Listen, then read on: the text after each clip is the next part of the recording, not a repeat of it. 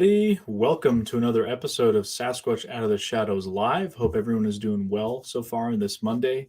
As I always like to say, kind of my favorite way to break up the Mondays. Nobody likes Monday, so always a good time to be with you folks.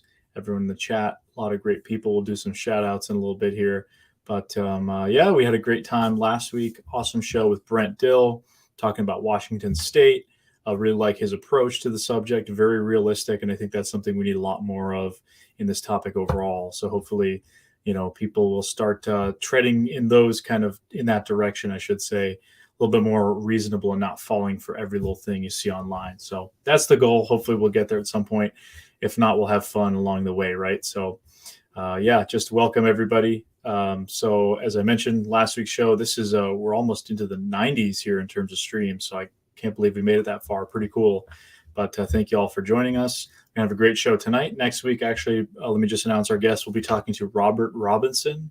He is a researcher down in Florida, done stuff in the South, legend tripping as well, done some skunk ape kind of stuff. So I'm excited to talk to him about that. A lot of thoughts on the skunk ape and that sort of thing. Should be really an interesting conversation for sure. I haven't heard a lot actually from that neck of the woods lately. I've been we're planning on doing some stuff down there at some point, filming wise, for Beyond the Trail. But we'll talk about that at another point. But it'll be exciting to talk about that. But for tonight's show, we're really excited to talk to Jay Burch. Now, I was on Jay's show recently, but his show is a YouTube channel called Bigfoot Barbecue and Camp Cookbook, and we'll talk about that. But this is basically how Jay describes himself, and I'm going to read directly the quote.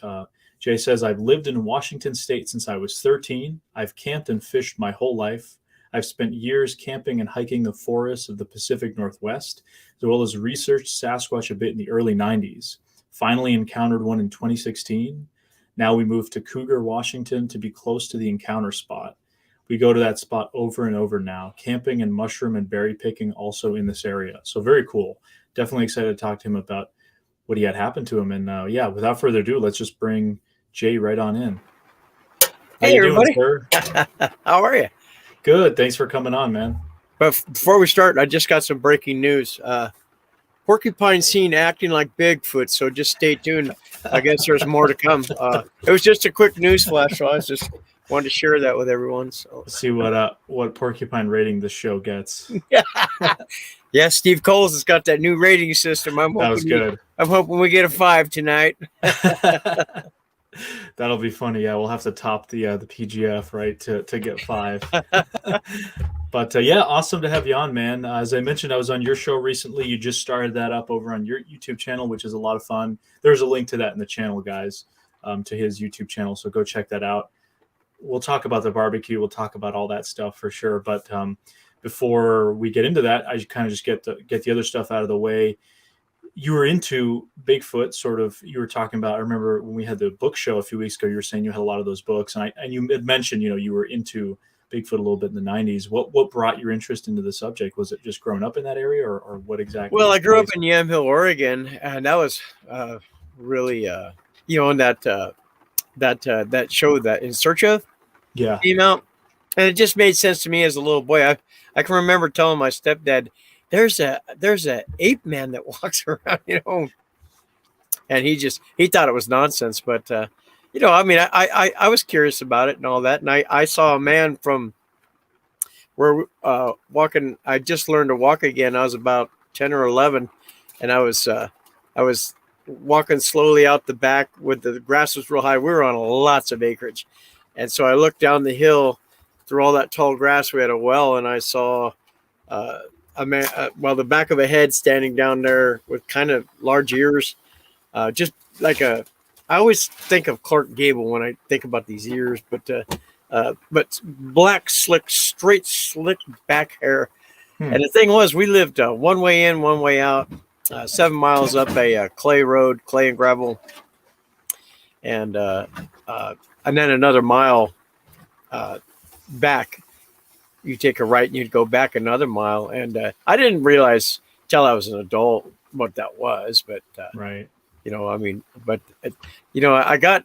used to work with a guy named Will Jevning, and oh yeah, and I had all the books in my house. I had almost everything you guys were showing, and I had the Johnson Brothers book, and that's a precursor to Ron Moorhead's stuff, and that was about as woo as you're ever going to get. I remember that book. I couldn't even finish it. It was so woo, and all those guys were a part of that camp. Even back then, I was like, oh, I can't do this. It's too much. Yeah. It was that book was over the top. I don't remember what it was called, but I had a lot of those books, and then I met, Will and I. He needed to ride home one day because his car broke down, and we worked at the same company and all that. And he just tells me, well, I got a secret to tell you, and don't tell anybody else. He starts telling me all this stuff about Bigfoot and all that. And so I was like, well, come on in and have a beer. I'll show you all my books and stuff. I had never looked for them or anything, but sure.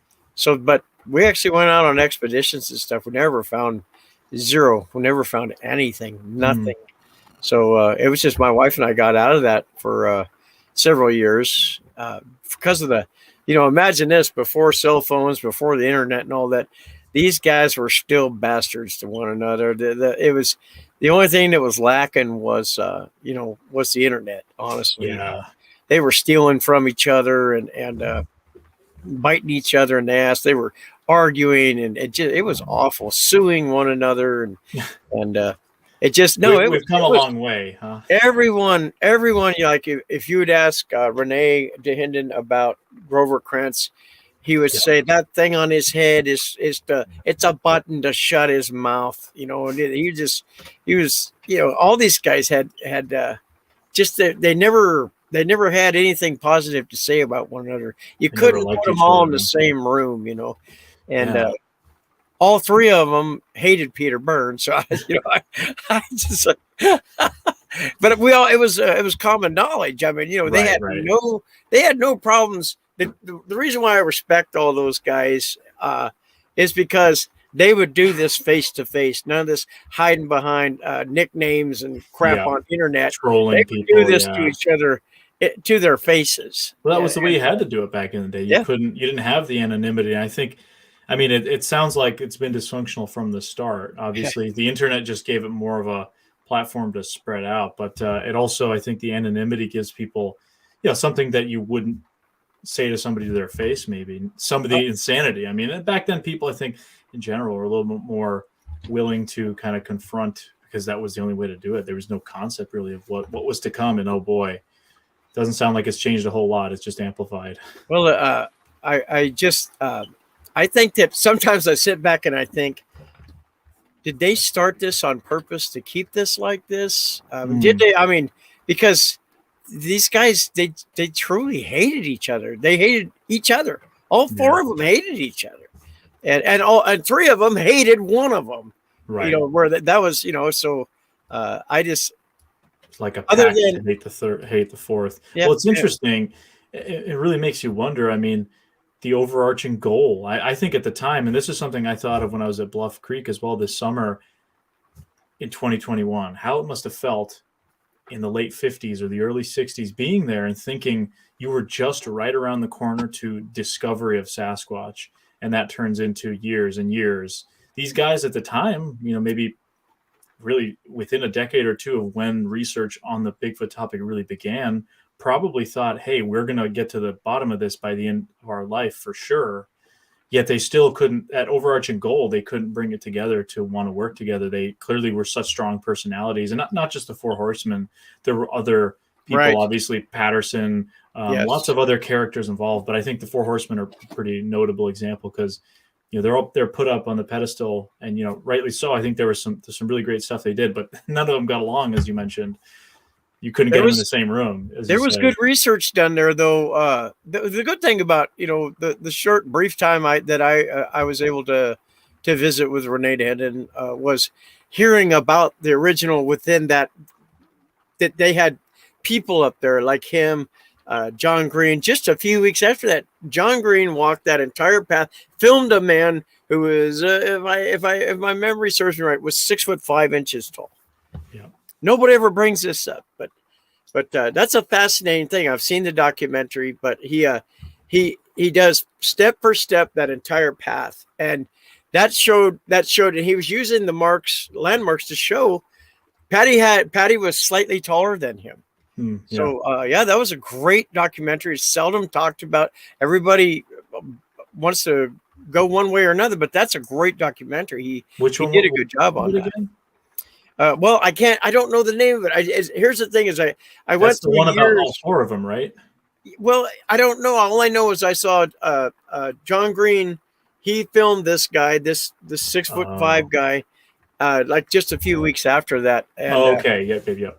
Yeah. So that was part of a larger documentary. I love the older documentaries. I love them. Oh yeah, absolutely. That's what I thought you were referring to. There's a documentary by a director named Peter von Puttenkammer, I think, who did a documentary about the 4 horsemen. I think he was kind of the one that coined that term. I could be totally wrong on that, but it was like the late 90s, I believe. It was maybe sometime in the 1990s when they were all still around, and it was a documentary kind of about each of them. It was one of those documentaries that was really about the characters involved more so than per se the subject, right? In a lot of documentaries, it just sort of happens that you have characters that are in the people involved, and it's mostly focused on Bigfoot.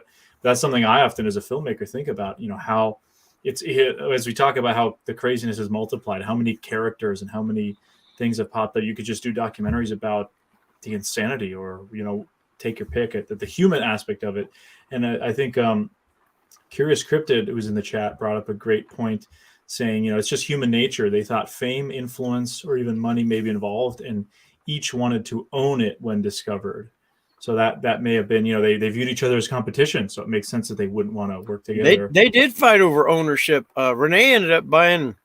Bob Gimlin was so fed up. First person that got screwed was Bob Gimlin. First person, and that's something else that a lot of people only just recently, within the last few years, is these types of things being brought up. When people are saying that Bob's a snake and all this stuff, he didn't even talk to the media for years. He went on with his life because Roger Patterson screwed him over and gave Roger's own brother-in-law was making money, and Bob sold his part to Renee Hinnon for almost nothing. I mean, seriously, like a joke, nothing. It's like almost just getting rid of it, huh? Yeah, and Renee held on to those original first generation still photos for years, and I got privileged enough to look at those, and those are not blurry. That's why I know this is not a fake thing. Yeah. That original set is unbelievable to look at. You can see Patty's nipples, everything. Wow. You can see this in these still photos, and he there's people stole that from him too, made copies and stuff. Renee believed in education, and so it didn't bother him to lend out his stuff, but people were screwing him by getting copies and stuff, even though everything the man had said copyright Renee Hinnon. Everything he had. So, oh man, yeah. Well, I just saw the program recently that was done on the I don't know if I think it was History or one of those channels. I think it was History. There was the recent one where they had Meldrum and Bill Munns and actually that was Isaac. Great. Yeah, I really liked it. Isaac Tien, who I actually met this past April when we were out with the Olympic Project. Great guy, he's a computer science kind of guy. And the footage, to me, I've always thought, I've leaned towards it being a Bigfoot. But I talk about this after going there this summer, going to the film site, that kind of almost increased a little bit of my belief in it, saying that, hey, why they could have filmed this, outside of Yakima or whatever in the mountains. Why did they go to this remote? They could have filmed it in Willow Creek. That was one of those things. But seeing on that program, it was the typical TV kind of stuff. They talk about some of that other footage, Provo Canyon, whatever, all that other stuff. But it was really interesting when they were showing, the breasts and other parts on Patty, the line. I actually wasn't even aware of that. So I think they did a really good job with what they had to work with. The butt crack is what I was like, that was nice. And the way you could see when they were showing that the how the feet were working. That was really interesting. Yeah. She drugged at one step. She actually drugged and kicked stuff up with her left foot. And I kept going over that over and over and over. And I watched that so many times. And then I got a hold of Kathy Strain and I asked her if you could please come on our show. And so she's like, absolutely. So, because, my respect for her comes from the anthropological side. Sure. She has a BA in another type of science, and I like the way it doesn't bother her to override Dr. Meldrum's ideas. I mean, I love that. I know a lot of people would probably be a little not wanting to exactly step on anyone's toes, but that just goes to show that not every professional or somebody with a degree in a certain area can necessarily agree on something. There's room for disagreement and that sort of thing. And she's great. Kathy, I had her on the show a few months ago, and it was just really interesting talking about. Kathy spends time in the bush. She literally spends time, and she spent. Now we have her book on the way. I finally found the one I wanted, the giants and cannibals and monsters, whatever that one is. I'm excited to read that, but I've always admired her from afar. And we've already talked about this. I don't agree with that kill thing. I don't agree with that. Sure. None of that stuff. But I'm not even going to talk about that with her. No, I don't, and we're not going to. If somebody in the chat has something to say, we're not going to bring it up either about it. We're gonna focus on her time spent with the tribes to get the information, the marriaging and things like that. Absolutely. And that's to me is what's important. And that's the difference between those two doctors is one doesn't spend a lot of time in the bush. The other one spent years in the bush. Right. So, and that's what I liked about Dr. Bennernagel too, was when I watched that Todd Standing video, he got down on his hand. He was sick already then, but he got down on his hands and knees and was on the ground spreading things and almost like a bloodhound. Dr. Meldrum stood there with his poles and just watched. And I was like, oh my God.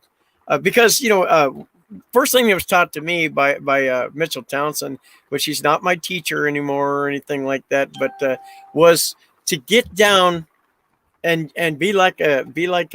do some forensic work on the ground and then start circling and moving out and moving out and moving out. And you know what? That's what I was witnessing with Dr. Bennernagel. And I really, really wished I could have met him. Me too. One thing for sure. I say it all the time. His first book is my favorite Bigfoot related book, just because I can put it with my Peterson field guides.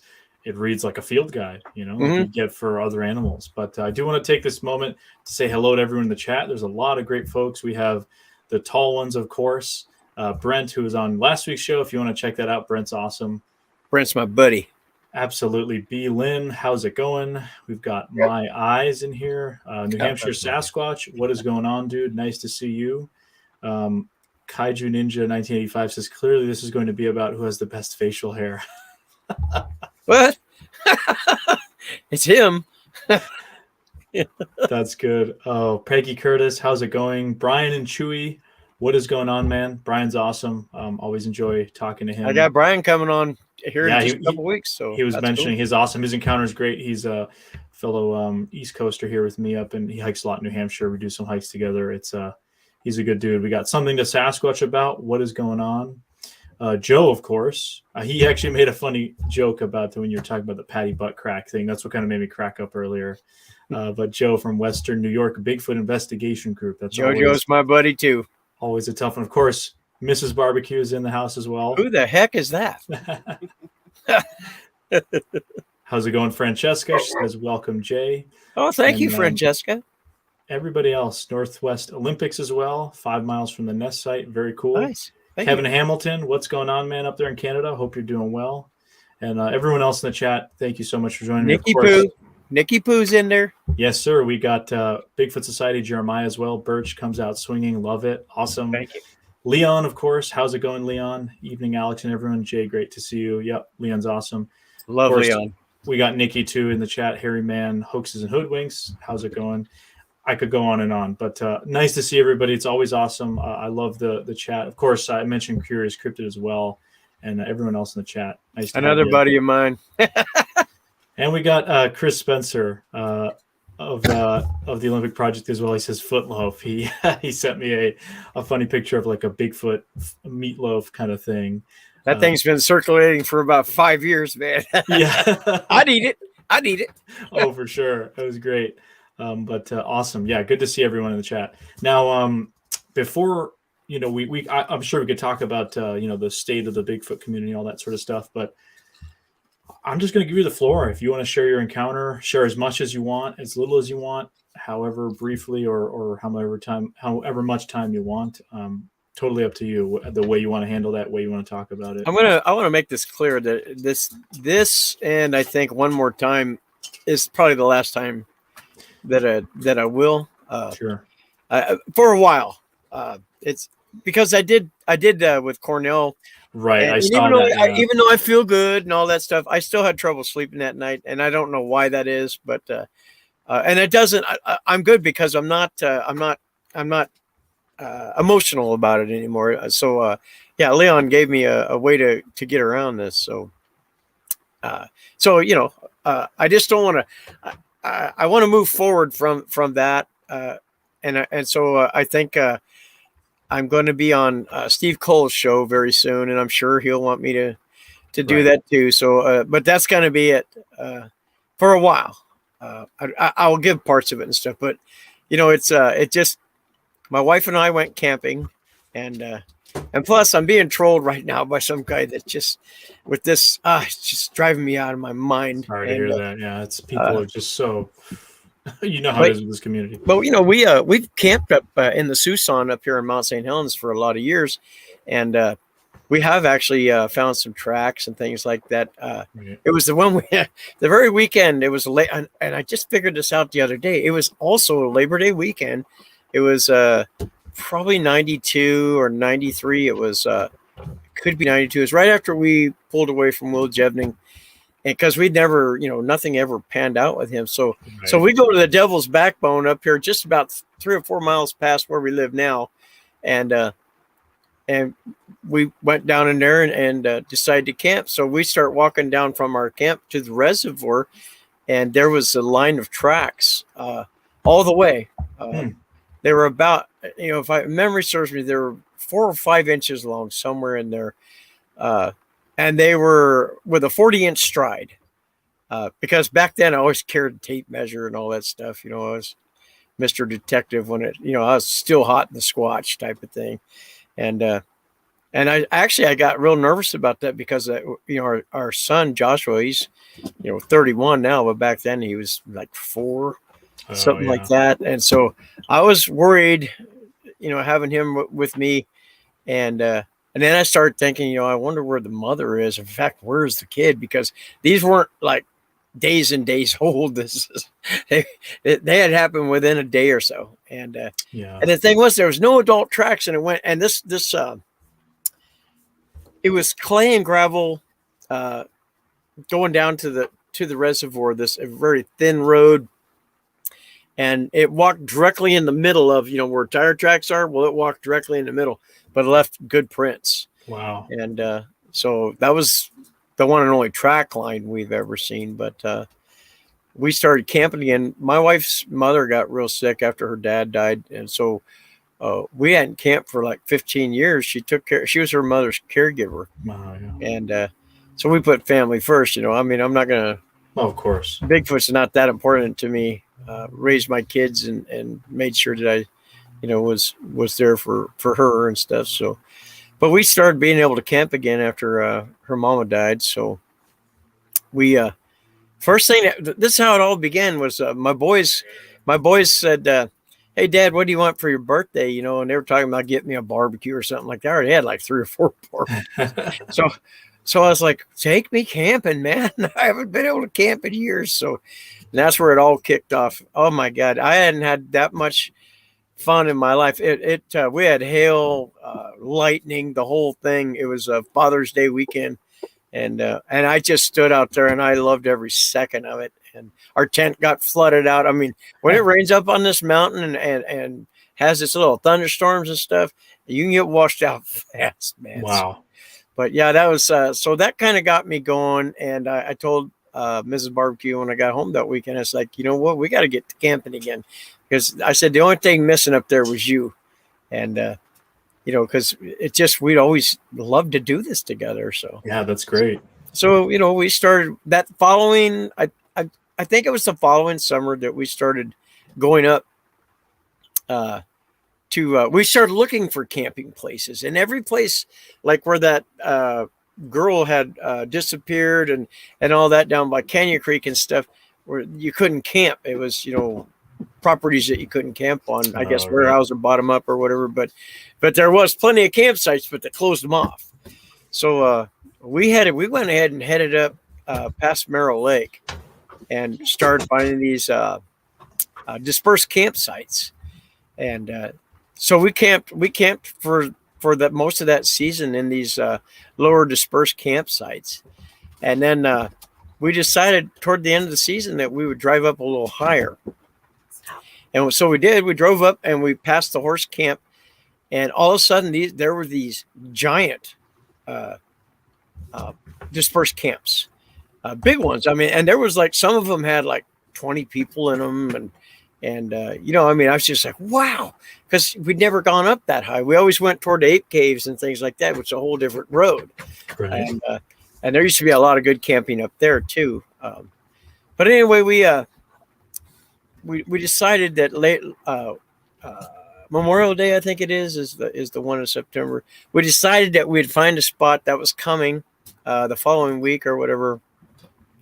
So we went higher and we found this spot that we both loved a lot. So we decided that next weekend, that's where we'd go ahead and camp. And so my company let us off at Thursday. We had a kind of a lack of work going on. So instead of having to wait till Friday, we were able to leave on Thursday. And so we got everything, ready to go and all that stuff. We drove up. And we drove up way up there to where this spot was, and there was somebody in that. There was a whole bunch of people up there. None of the lower camps had anybody in them. Now, geez, if you don't get there like Tuesday or Wednesday, you're not going to get a spot. But 2016, that was kind of bizarre.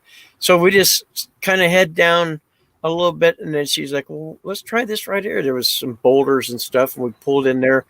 Beautiful camp spot, really nice. I mean, it's probably maybe 40 or 50 yards in there, could be even more. And we pulled in there, and it was kind of dark and ominous, but a beautiful area. And I kind of felt like there was like something wasn't right, but I was just thinking, it's just because you're going to be here by yourself tonight, probably. I don't know. We set up our tent, and not a blind, but because it rained off and on, it was like super hot, sunny, and then it would rain for 20 minutes to go right back to sunny. So we put up a tarp. That's what it was. And just before you could get to the fire.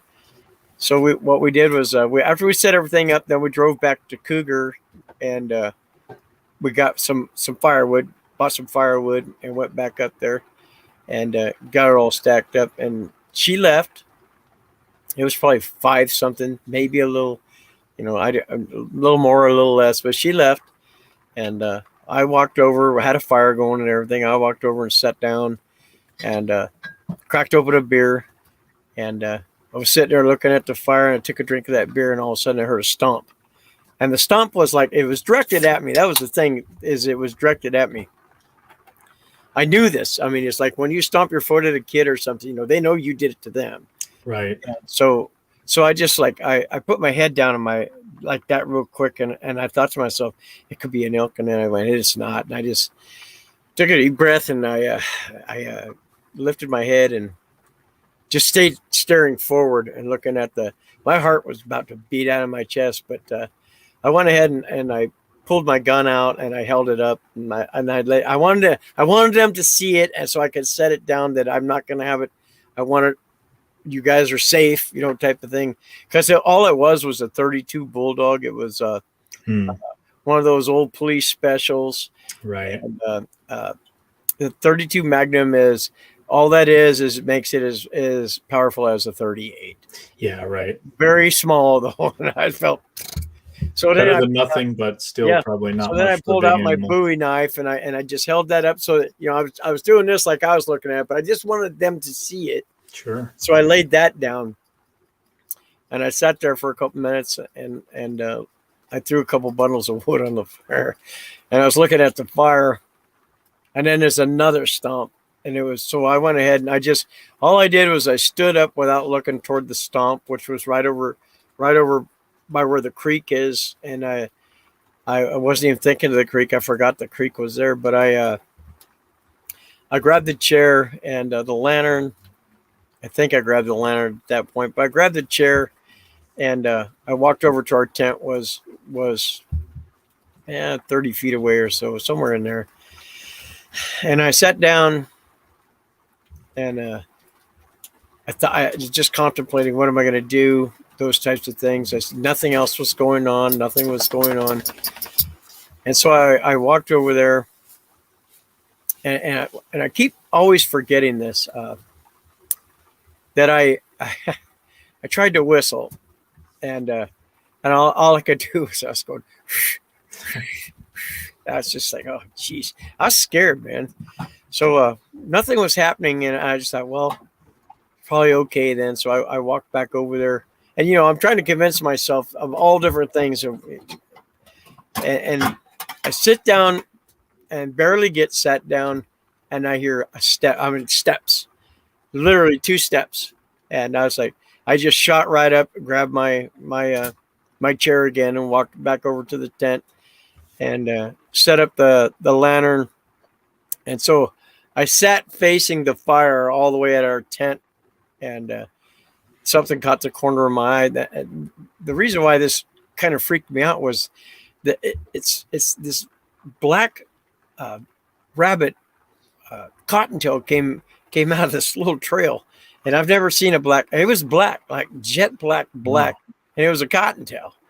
And but it just caught that movement. It freaked me out, and I do this type of thing. But yeah, it was that freaked me out, and I was just like, rabbit, jeez.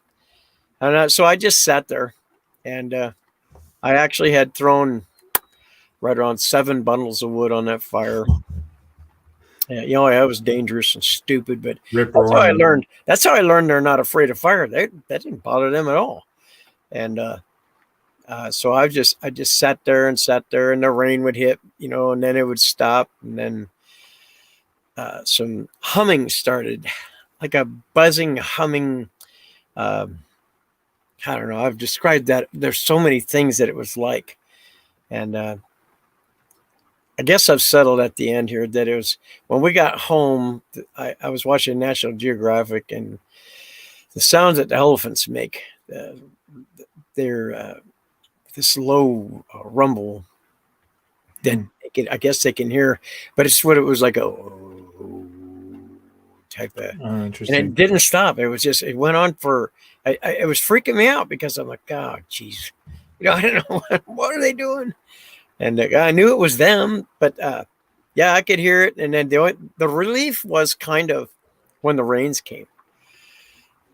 When the rains came, I didn't hear it as much, and so but I would freak out because I wonder, where are they moving? Are they moving? Right. That kind of thing. So it masks the sound. It's sort of and so I sat there, wet, cold, stressed out because there's no place to go. There's no place I could have gone. Nobody was there yet. Now the higher camp, someone was there, but that was, I wasn't gonna go. It was just now getting dark. I wasn't going to go start walking down the camp, number one, to get to the road, and then start walking up by myself as it's getting dark. And I just was like, oh, geez, this is the stupidest thing I ever did. So, yes, I do think there was more than one Thomas. Welcome, Thomas Steenberg. Very interesting. Glad to have you in the chat. Awesome. I felt like there was, that they were doing this, more than just one of them doing this sound, this, otherwise, how could you do that without stopping? And so it was getting dark enough now to where, I'm wet. So I put the gun in the tent. I went ahead and lit the lantern. See, we hadn't camped in so long. I had about a half a cylinder of gas for the lantern. Wow. And she was bringing up the rest the following day. So I was like, well, let's see how long this lasts. And I started up, set it on that chair, and got inside that tent. And I I just laid in there. I was going insane, man. And listening to that. At one point, I made a video. I thought I was going to die that night. So I made a video for my wife and the kids and all that, saying goodbye. And you know, that all the just shit, like I wish I'd been a better man and, you know, all that, and better father and things like that, better husband. I loved them all and all that. So, but when I woke up the next morning and I didn't die, I deleted it. I was crying and everything. So, do you remember when you fell asleep, or was it sort of? I didn't fall asleep. Right. I did not fall asleep. I was up that entire night. Okay. I just laid there and listened to that humming, and I would sometimes, like, the gun was always in my right hand. I'm just laying in there. I refused to get under the covers or the sleeping bag or any of that, because and I kept the knife right here so that if I had to, I could cut my way right out the back. Or right. I seriously, it was a very aggressive, this humming thing. I didn't feel like it was anything friendly at all. It was an aggressive. The steps and the stomps were aggressive. So you've really felt that there was sort of would you consider maybe a menacing sort of feeling, or how would you describe it? Yeah. Oh yeah. I definitely felt that tension in the air, type of thing. Yes. Yeah. Yes. I felt like I needed to get the hell out of there. There was, like I said, there was nothing there's nothing I could do. And I honestly, with the gun, I didn't plan on shooting them. I planned on shooting myself, if something happened, because like I said, it was barely bigger than a 22. Right. So I never talk about that, but I did tonight. So because I'm okay. Right. But so I just laid there and listened to this, and then it would rain, and then the shit would drip off the trees, and it was worse than the rain. A little bit of wind, and then it would get calm, and no sounds from anything other than that humming. And then I heard this fraying noise, like if you're fraying a popsicle stick. It was exactly what I was thinking. It sounds like they're fraying something out there, but you know, something big, not a popsicle stick. But you know, I don't know. I just laid in there, and that was Jesus Christ. That was an eternity that night. It was an eternity, and that light, that lantern, you know, gave me a little sense of security. But I had to pee real bad. I really had to pee bad, and I didn't drink any more of that beer at all. I mean, I only had a couple sips. Right. Because I didn't want to, if someone did pull in there, which I was hoping, because you got rude people always will pull in your camp. Sure. You know, guys like Kaiju Ninja, you know, and but yeah, I was hoping, God, if somebody pulls in here, I'm going to ask them to take me back to town, because Cougar's only 10 miles down. And so it just poured, and I sweated, and I was still wet from being rained on. My muscles hurt because I was so tense. I was tense all night. I really, my whole body hurt bad, and I had to pee really bad. So I finally decided somewhere around 2 or 3 o'clock in the morning that I would just barely open the tent, lay on my side, and take a pee out and I looked out there, you know, because the first thing I did was look to the left out to where our little kitchen setup is and all that, and nothing. There was nothing there. But when I turned my eyes back, this orb thing came floating right through the camp, and I could see right through it, but it had a reddish glow around it, and it was literally acting like a bubble. So you know, I was told that's an orb, but Curious Cryptids told me that could have been something else. It was, look, I don't know. I've never seen anything like that before. I've never seen anything since. I was not afraid of it. I felt like it was alive, but I just kind of zipped that tent. And I was yelling some F-bombs, you know, bad, that I couldn't handle both of these effing things at the same time. And yeah, that's a lot. I think I screamed like, fuck, you know, I was like, what more? I mean, I just couldn't believe it.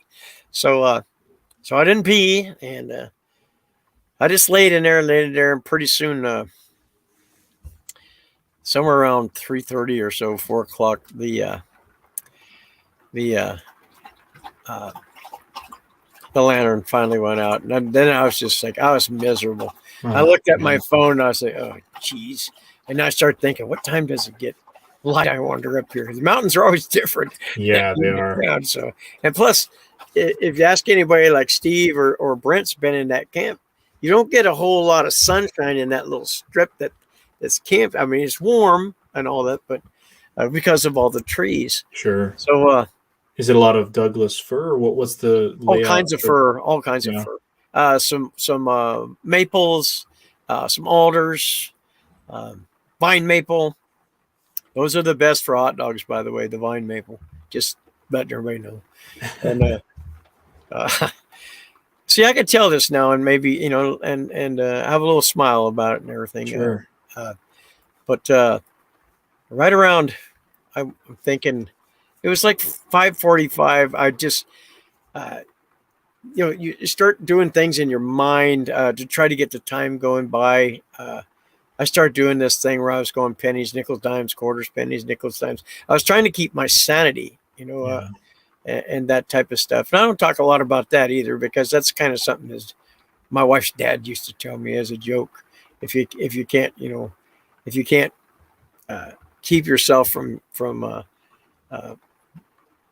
expressing yourself too much or something, just think in your mind. That way you don't open your mouth. Pennies, nickels, dimes, and quarters. That's what I was doing. So almost like counting sheep, maybe. Yeah. I was trying to keep calm.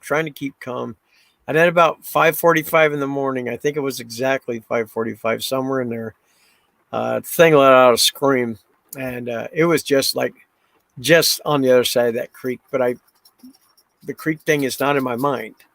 It's just hearing that long, strung out, and I'd never heard anything like that. And honestly, it's when I was thinking about it after it was done, I thought to myself, that sounded like a big man did that. It sounded like a big man did that. And you could have heard that for at least a quarter or half a mile easily. It was very loud and very, very aggressive and very booming. How long would you say it lasted, the sound? At least 17 seconds, maybe, somewhere in there. Pretty decent. I go over it in my mind. It was the building up with the ooh, that was loud. I mean, he started out, I was thinking, what the heck is that? And then all of a sudden it got louder and louder, and he worked himself up to the best of the oof, and then he went into the scream and then ended it with a wah. I was just like, holy Jesus. Wow. And then everything the humming stopped. Everything just went calm. After the scream. Yeah. And Paul Graves told me, he said that he thinks that I earned their respect because I had the gun and all that, and I didn't use it. Hey, look, I don't know. I trust that man a lot. I like Paul Graves. Like his tunes, for sure. Yeah. Yeah, I think we agree on a couple of those songs, too. Yeah. But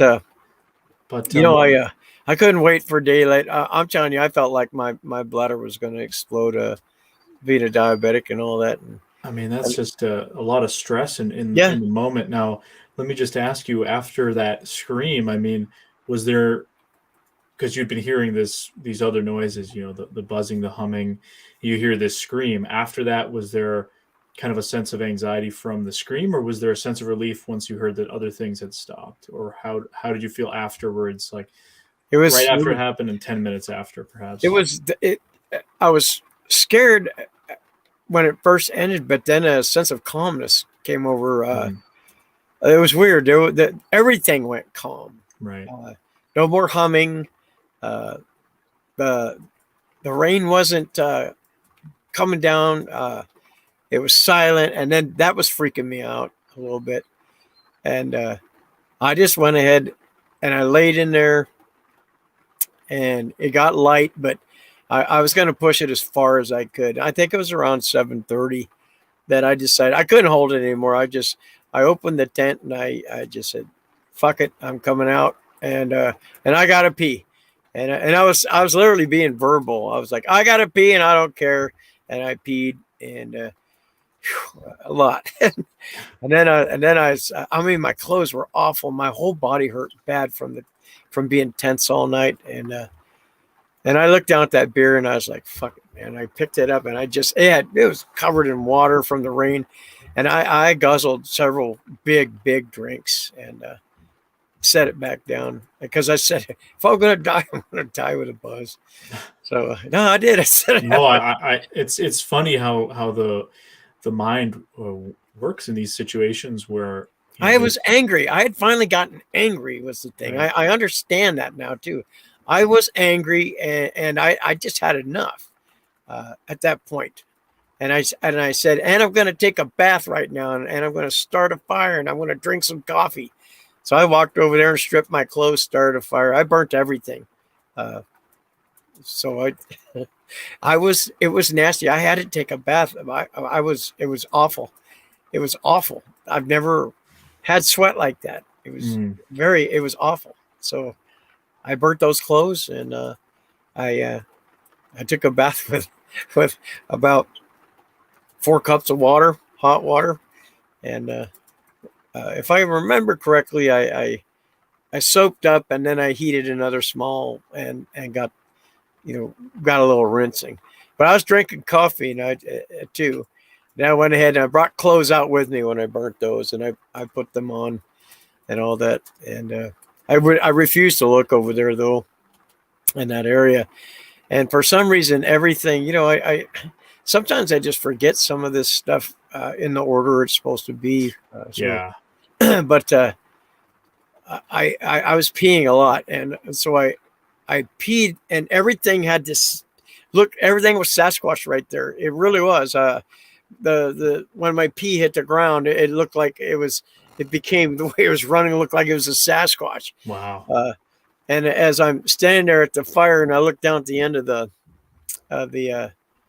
road, I almost had a heart attack because there was a tree on the other side that had been broken, and so with my hadn't slept in several hours eyes, I thought it was a Sasquatch standing there.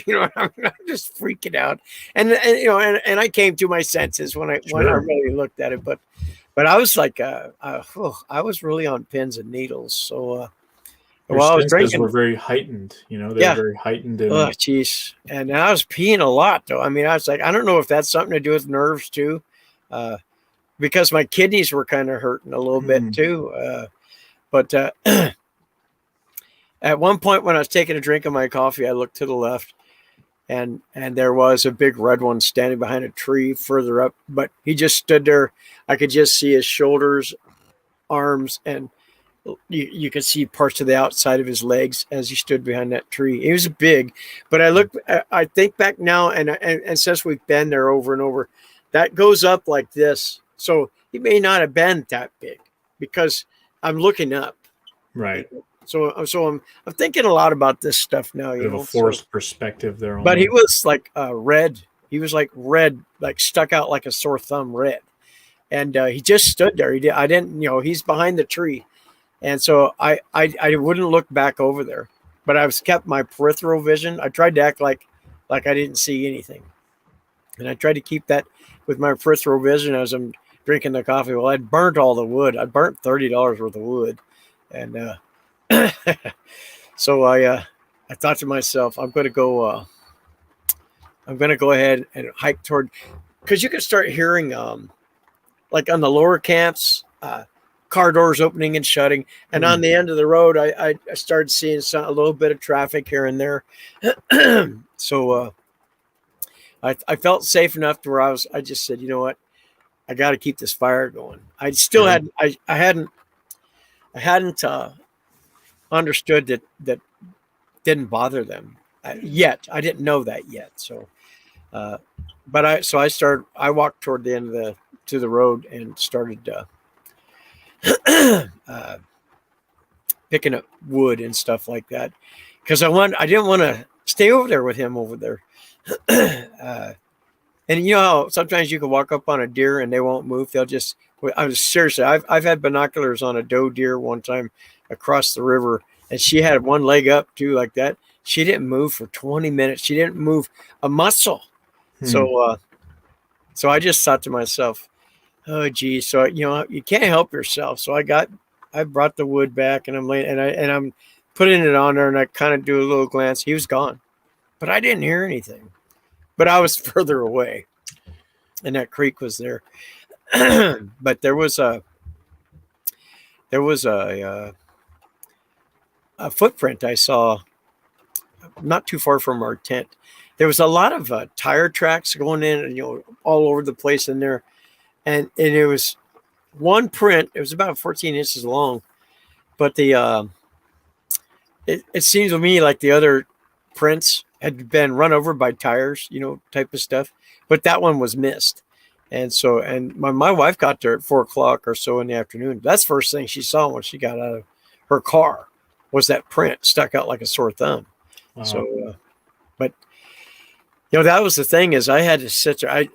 I never missed her so much in my life, to be honest with you.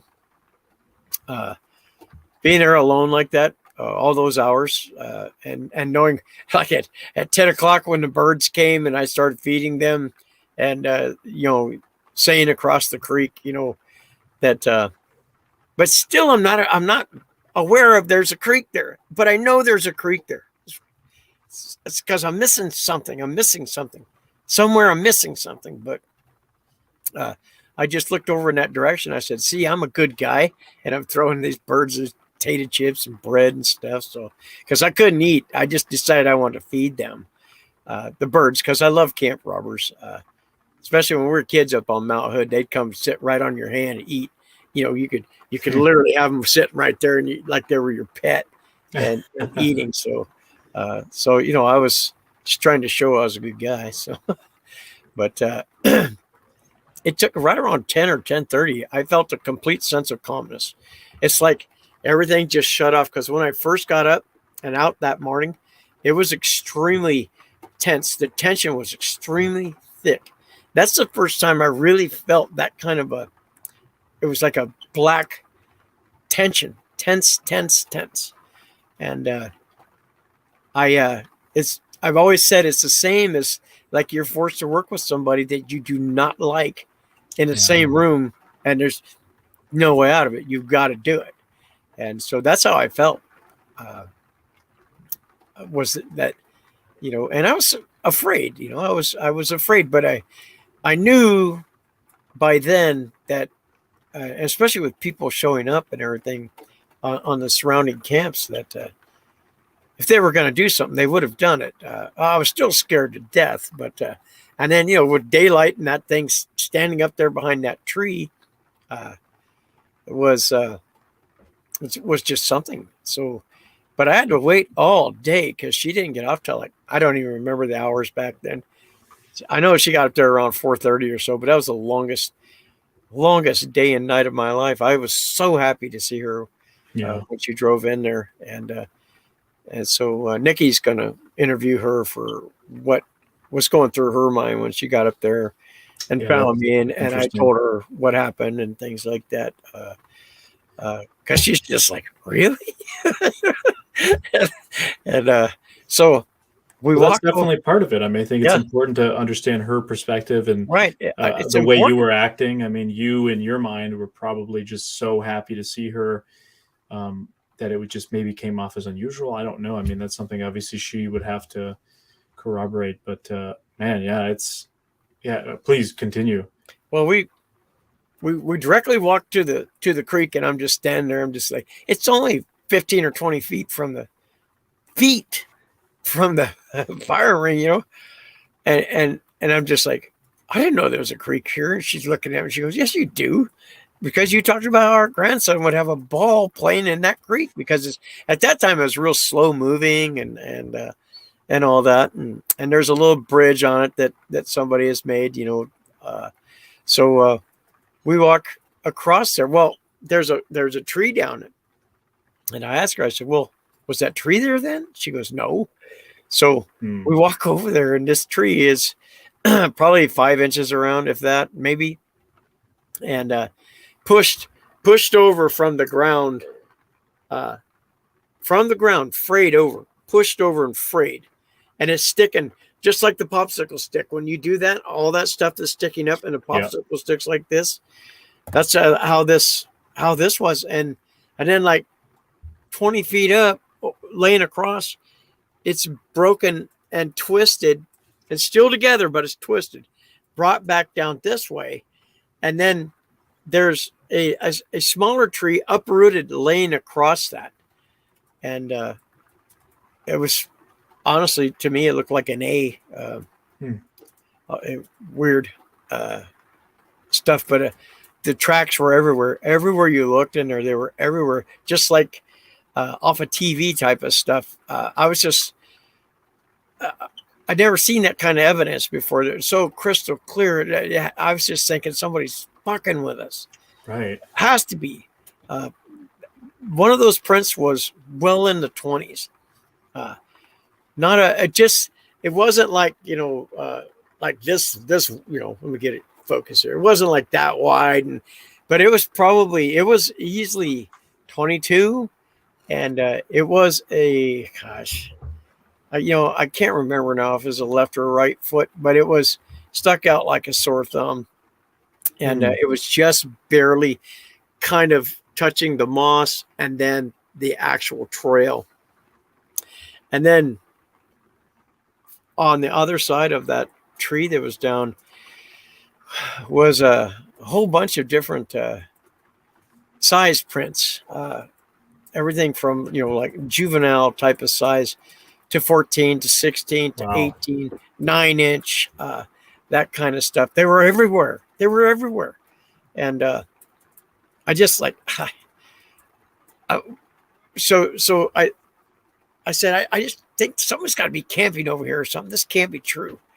And so I start looking around. There's a tree over there to the left. And I bend down and looking because I'm telling her with my tired eyes, I still couldn't sleep. There's no way. Yeah. I was running on straight up adrenaline, and but you couldn't have put me to sleep. I mean, it's one of those things where I probably could have drank a gallon of whiskey and it would have done nothing. Probably not that much. Sorry, I'm not trying. Just I hear you. I'm afraid to fly, and my wife got me drunk to fly one time, and I was immediately sober upon entering the damn airplane, and so that failed miserably. But anyway, I'm looking at it over here, and I thought what was underbrush, it looked like railing of some kind. So I thought, oh geez, like maybe somebody's chair or something, or a bench. So as I'm looking, this head comes down underneath that stuff and looks at us, and then pops right back up. And then I was like, wait, I think someone's over there. And then it came down again and looked at us and popped back up. I was like, oh, there is somebody camped right over there. And so we walked back to our side, and there was nobody camped. There's no campsite. There's a nice tree well over there, surrounded by berry bushes and just some good underbrush and some vine maple. It was a damn juvenile Sasquatch is what it was. And we didn't know that yet, but we get back to our camp, and we're sitting there, and I'm telling her pretty much everything that went on, and got the fire going and everything, and I'm finally having a beer, and this raven starts circling our camp, and every time he'd circle to this one spot to the left of us, he would hover, and then he'd go ahead and circle. And he'd hover. On the third time, he stayed above that thing, and he started making like type, what ravens do. And this thing goes, ooh, ooh, just like that, right to him. And the raven left. And, I just looked at my wife, and I was like, do you hear that? And she's like, yeah. She said, just sit still. Maybe he'll come out. And it just didn't sound like an adult. It sounded like a juvenile. That oof oof thing was I've never heard that before, and it wasn't Now, here's the thing: as far as researching goes, I've listened to as much bear stuff as I can, and they go woof type of stuff, and they cough, and they do all these. This was an oof, oof. So, like almost gorilla-ish or whatever. I was just going to ask if you've listened to sounds from other apes as comparison. That's one thing I recommend everyone do is listen to as much as you can for wildlife sounds, because porcupines, ding ding ding ding ding, porcupines make weird noises also. So they most certainly do. Yeah, and then when they're climbing trees. Whew. So anyway, do you know? I'm just gonna throw a little. I know what. Do you know what they sound like when they're breeding? Porcupines? Yeah. I don't know if I've heard that sound. I mean, I can imitate some weird noises, but not it's like that this. I'm aware of, at least. Let me show you real quick. Ow! Oh, geez, ow! Ow! Ow! Ow! Ooh, ah. Anyway, back. That's good. Thought it was gonna be serious for a second, and then you got me on that one. That's good. No, this is what helps me get the story out. And stuff. No, I appreciate that. Any humor like that. There was a couple other humorous comments at one point as well, and I like that. It breaks up a little bit of the tension, because it's clearly wasn't an easy thing for you to talk about. I mean, overall. It's if you don't mind, I have a couple questions, unless you want to just keep on going. Well, let me get to this.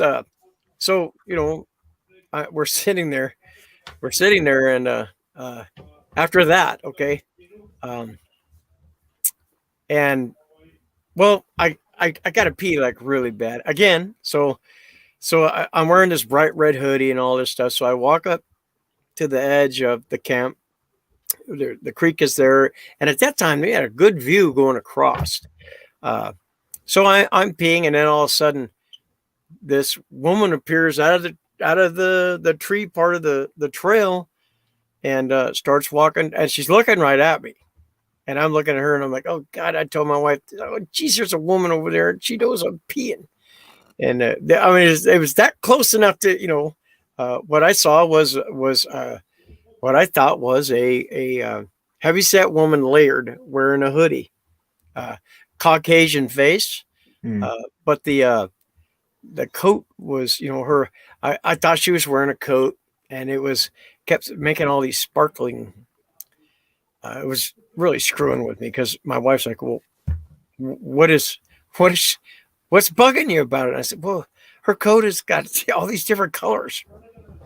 Sparkling, and she was walking. She'd look at me, she'd look at the ground where she's walking, and then so finally my wife says, well, she gets up, she goes, and just as she walks over, the Sasquatch takes an abrupt left, in like a military left, right into the forest, like a hard left, just like one pivot, just like that. Oh, okay. Amazing. And I did, I didn't see any misproportioned arms or legs or no weird. She looked like a person that would walk down a hill. She would, take a look at her steps, and she would then look back at me, and then look back at. But it was that coat that was bugging the crap out of me, and that took me from looking at, I felt comforted because I could tell that I thought that was a woman with 4-foot shoulders. I don't, my brain wasn't working like it should, with no sleep since 5:30, the previous day. So we're in 30 some hours of no sleep at that point. But my wife thinks that she did that to see if she could get me distracted, or possibly even follow, so that their juvenile could hop back across that creek, the one that over there. And it wasn't until we filmed when we went back up, that it was, what is that called? Lichen. When the lichen gets wet, it's a type of moss. Yeah, it's like a moss kind of thing. When it gets wet, it starts sparkling.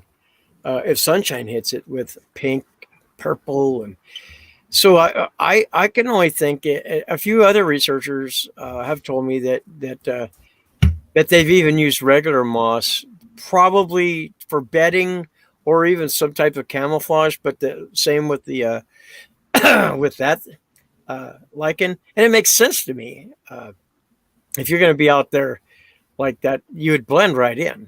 Except, she obviously wanted me to see her. There was no, oh crap, look, she wanted me to see her. She wanted my attention. Right. So that's and I'm still peeing through that whole thing. I had a rough weekend for that, man. I'll tell you what. But we sit there for a while and we're talking and stuff. We just can't get over what's going on because you just can't. Nobody gets that kind of evidence all in one weekend. It just doesn't happen. And we spent years before we got out of it, and only found one track line. That's actually kind of what I wanted to ask, just if I can interject real quick.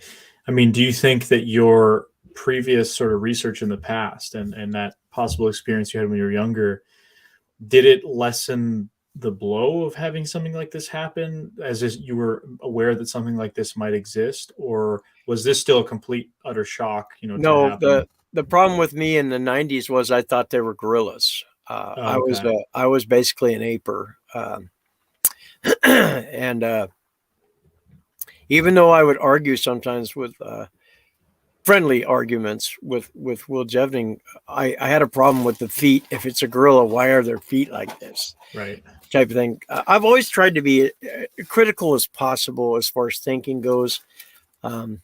I'm not even sure anymore. The more I think about it, I even like that term critical thinking because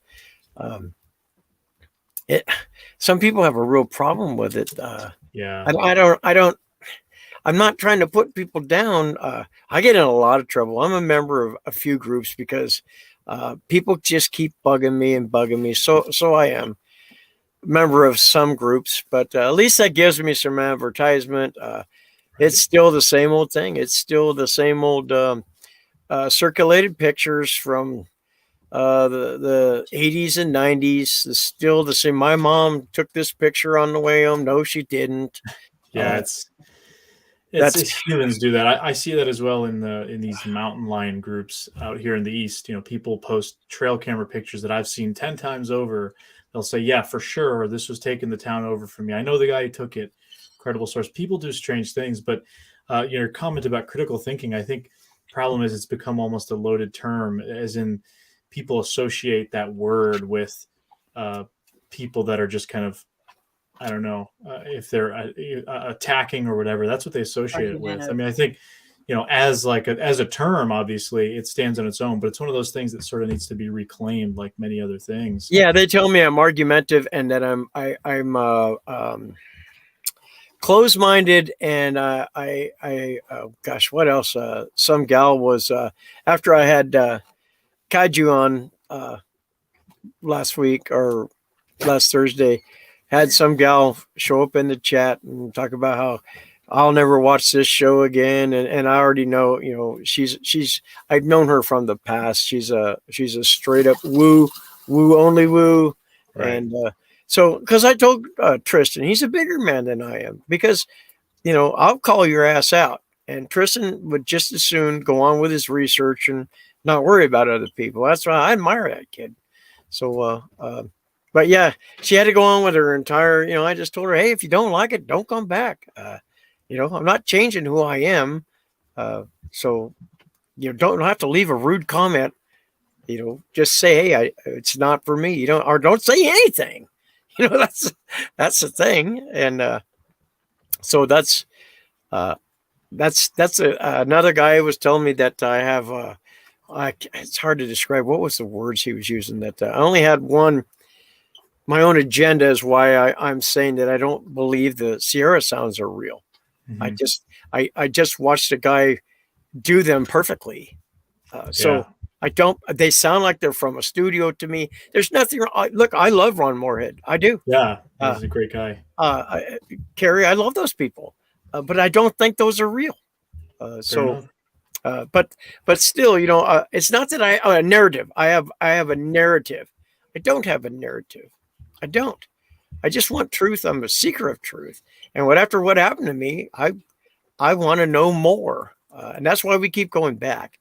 Yeah. And we keep going back and we keep going back. But if someone's hoaxing, I think it's our job to make sure that this doesn't happen. How are we going to get to solving any of this? Which, look, I don't give a shit if it's ever solved. To be honest with you, I've seen them. So, right. But it's like Leon taught us with the hold up the clear glass, and then before long it just becomes muddier and muddier. We can't just find a Sasquatch. No, they got to fly spaceships, walk in and out of portals. They live in your brains. After you get out of your shower, they're in your mirror while you're shaving, and they follow you home from. You witnessed one in Washington State, but somehow it followed you to New York. This stuff, I don't have time for it. And right. But I always say, look, if you could convince me, but why are you so angry with me? Convince me. But since you don't want to do anything but call me names and all that, then we're not going to get anywhere. And I will never have anybody on my show that I suspect has hoaxed, or we have somebody for that, and that's Nikki. I am going to have a show on hoaxing this week, but it's for different reasons. So, sure.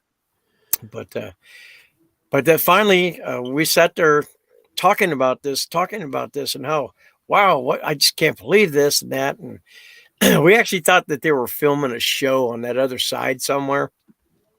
So we're sitting there talking, and all of a sudden we hear this whoop, whoop, just like that. It was like directed, seemed like to us. It was just like, oh, unbelievable stuff. So then I finally was so exhausted that I was finally able to go in and lay down. Still took me a long time to sleep, but my body hurt so bad. Yeah. So she stayed up. She wasn't afraid of this shit back then. She was all about this, and she was telling me how that this female was back there. We assume it's the female, was screaming at the other ones, and you could hear them getting their asses chewed, and them the arguing and all that stuff. And there was certain times when like when I was, before I'd gone to bed, and all, you could hear talking back there. So why we thought there were people back there. It was right. It was like a mumbling type of when you like when deaf people talk, they mumble, they do that. And some of the stuff that Tristan had sent me right after I first met him, like you can hear, it's almost like people, but it's like you're hearing your neighbor down the street having conversation with 2 or 3 other people. You know they're talking, you can hear, but you can't hear what they're saying. Right. That went on all weekend, and she'd get up before us, and Kaija, I'd portal to the Bahamas. No, that's a good point. Why wouldn't you go to the islands? As a solo hiker there says, if they could portal, they would portal into the islands. Who wouldn't?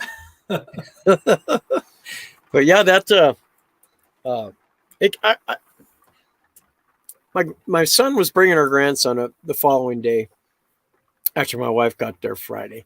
And I got somebody messing with me about this too, that if I was so afraid, why would I bring my grandson? I didn't bring my grandson. We had no way to get a hold of them I'm getting trolls in the chat. Oh yeah. This guy is the same person that's been targeting every other show with these very absolutely disgusting statements. I apologize. I just had to block this person. That's okay. I usually get the trolls that impersonate How to Hunt or Dave Paulides or something, or even me or others. But this is the first time I've gotten this one. But it was on Steve's show yesterday, the same exact one. Oh, the Nazi Hitler thing. Yes, yeah. I don't know how, and they were talking about it, I think, on yesterday's show. How is this guy even allowed to put this as a YouTube name? Yes. crazy. But Hitler killed Jews or whatever that was. It's horrific in the pictures and everything. And, especially someone whose family, survived that stuff over in Europe. It's I just don't understand how you can make a username like that on YouTube, but I guess you can get away with a lot. But anyway, not to derail, I just wanted to take care of that right away. I saw it. In the other chats, they'll get them, 20 times over before they know. I do call out other shows if I think, look, I was a part of one that we had straight up mostly bullshitters on it. So that's why I didn't want to do it anymore. And so, I want to make that clear. I don't care about their feelings. They didn't care about mine. And I don't just go after them. I make a statement, and I will never say anything unless I know. I had to eat crow the other day, and I'm not ashamed of it. That's what's going to make me bigger than these assholes that have to make these names up. Come on and mess with people. I'm Jay Burch. You want to come on and debate with me? We can do it. I'm not afraid of anybody. That's why I don't use all those cool names and stuff. That was disgusting what happened last night. I literally couldn't believe that someone would pick a name like that. Yeah, what they're trying to do is, and I think I was explaining this in the chat in one. I think it was on the Steve show. What they're trying to do is essentially get you a strike. So it's somebody that isn't a fan of your show or your program or your message or whatever. If they create this username, they come in, then somebody says, "Wow, this guy has hate speech going on his platform." So then they strike you. So YouTube gives you a strike. So you're not allowed to stream for however long with the strike policy. So what they're trying to do is basically get you banned. And it just shows how people are twisted to go to that level with just trying to get somebody to disagree with banned in such a heinous manner. But that's the internet, as we talked about earlier. Back in the day, people said this stuff to your face. Now it's all this veiled crap, and it's disgusting. But I apologize for the language. I'll watch my mouth. No, it's all good. Kevin, that's fine. I don't mind that. We do try to keep it PG-13, but that's totally fine. People, this trolling thing, and my wife, we were talking about had to block this guy yesterday. Not only has he come on to the story that Brent did for me, made that short little documentary, caused trouble, but he came on after our show with Tristan last week and started making trouble in the comments. So he's banned, but nothing to do with Tristan. Yeah, and it had nothing to do with Tristan attacking me again. Show, period. So well, as Thomas Steenberg greatly puts it here, never worry over the inmates trying to run the asylum. As he always says, it's all like Bigfoot. It's like the inmates running the asylum, the Bigfoot community, and that word Bigfoot community kind of takes me off. There really isn't a community. There's groups that are like communities, and I would consider yourself and a lot of these other folks in the chat are a great community, great folks. But then there's just, there's all these different camps. But I don't know. People are going to a lot of lengths. Like I said, I had a few shows ago, we had people impersonating even me, Justin Chernopesky in the chat, and having a back and forth between fake David Politis and fake How to Hunt. It was like, who goes to these links? Someone has to have two accounts, and they're going back and forth to each other. It's totally insane, and it's over Bigfoot. Like, what the heck? Come on, like we're all into this subject, but is it really that something you have to? And we all have enemies that have been out in this field.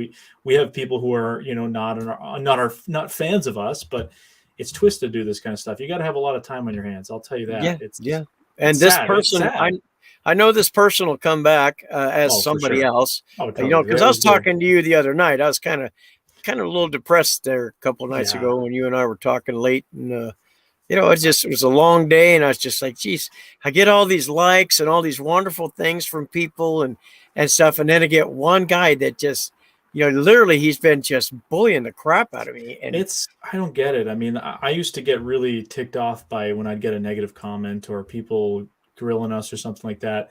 And even now, we put out the Beyond the Trail films. I try to find the most negative, crazy, incoherent comment and almost laugh at it, because it's memorable. It means that this person is just, you drive them crazy just by doing something they disagree with or whatever the case is. They can't handle it, so they go in this insane tirade, and I don't know. It's almost fuel now. I love it. Yeah, Joe is saying I have my own personal troll. I must be somebody to have a troll. Yeah, I mean that's the thing is everyone has one of these people that we know that is it this person behind it? So it's Well, when he finally said on this last one, he's like, one of the reasons I know you're a liar is because the camp host would have never known. Like, camp host? Ain't no camp host ever. These are dispersed camps. I'm the camp host. Jeez. As Kevin says, Alex Petticoat, lover of cryptids except trolls. They didn't make the cut. I don't know if they'd technically be a cryptid, but I do love the stories of the trolls from Northern Europe possibly being Neanderthals that existed into the Middle Ages, and maybe that's that's where the story of the trolls were, seeing these animals still, or these human type people still up there. I don't know, but I don't hate trolls. But Ashley, what's going on? Ashley says it's one thing to express your opinion, it's another to just all out attack people. I will never understand it. Gross. Yeah, I agree.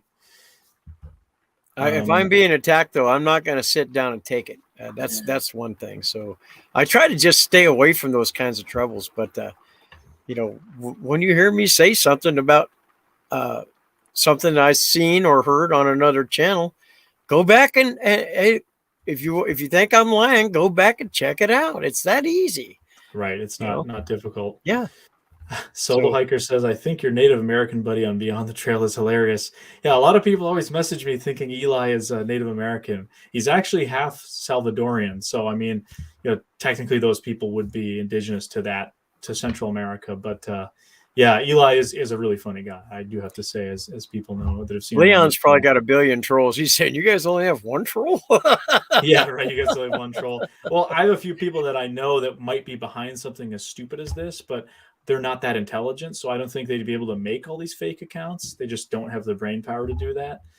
So I don't know. I mean, because I would ask, like when I had somebody impersonating Justin Chernopesky, I'm like, who do you think this could be? He's like, oh, it's probably Todd Standing or one of these guys, because they do this kind of thing. And I'm like, I don't know what they have to pick on us in random shows where we're just having a good time. But I think Steve Cole said the other day that he'd been trolled before by Todd Standing, or maybe it was Reverend Kelly. I don't remember. I know Justin was telling me he gets trolled by him all the time because they're both in Alberta in Canada, and he was saying he gets him all the time. He said it was either him or some other guy. I forget the name of him, but yeah, it's these people. As Rocket Reindeer says, I had a relentless troll who would not stop responding repetitively to my sincere comments on Para Breakdown, finally telling him to F off, basically. Yeah, sometimes that's what it comes to. But anyway, enough with the trolls there. But I wasn't afraid to have my grandson up there. But you know what? He stayed. We kept him in the camp. And when I took my son, who's he's 6'4.5", Joshua. We call him Sasquatch Junior. And he takes a lot of shit for his height, and he could be Justin's brother, Chernopesky's brother. He literally could be his twin. So, but we took him. I took him over there, and he was upset. That I had been up there on my own. When he called when his mom was still home. Wanting to know where I was, she said he's up there camping, and he's like, "Are you going to go up there and get him?" Because that's one rule in our family: you do not camp alone, and you do not hunt alone. You always have somebody with you. So I broke it and paid for it, but I'm seeing it more positive now. As I did, it's not so much that I paid for it. At least I've gained some kind of knowledge. It took a long time to find the positive in this, as I kept focusing on the negative. That's where Leon and people like that came in. It's actually what I wanted to ask you about. Yeah. I had Leon on the show over a year ago. He's doing his own thing with Bigfoot Okanagan. Really interesting. Definitely recommend checking out some of his analysis. And he does a lot of other shows as well, live streams.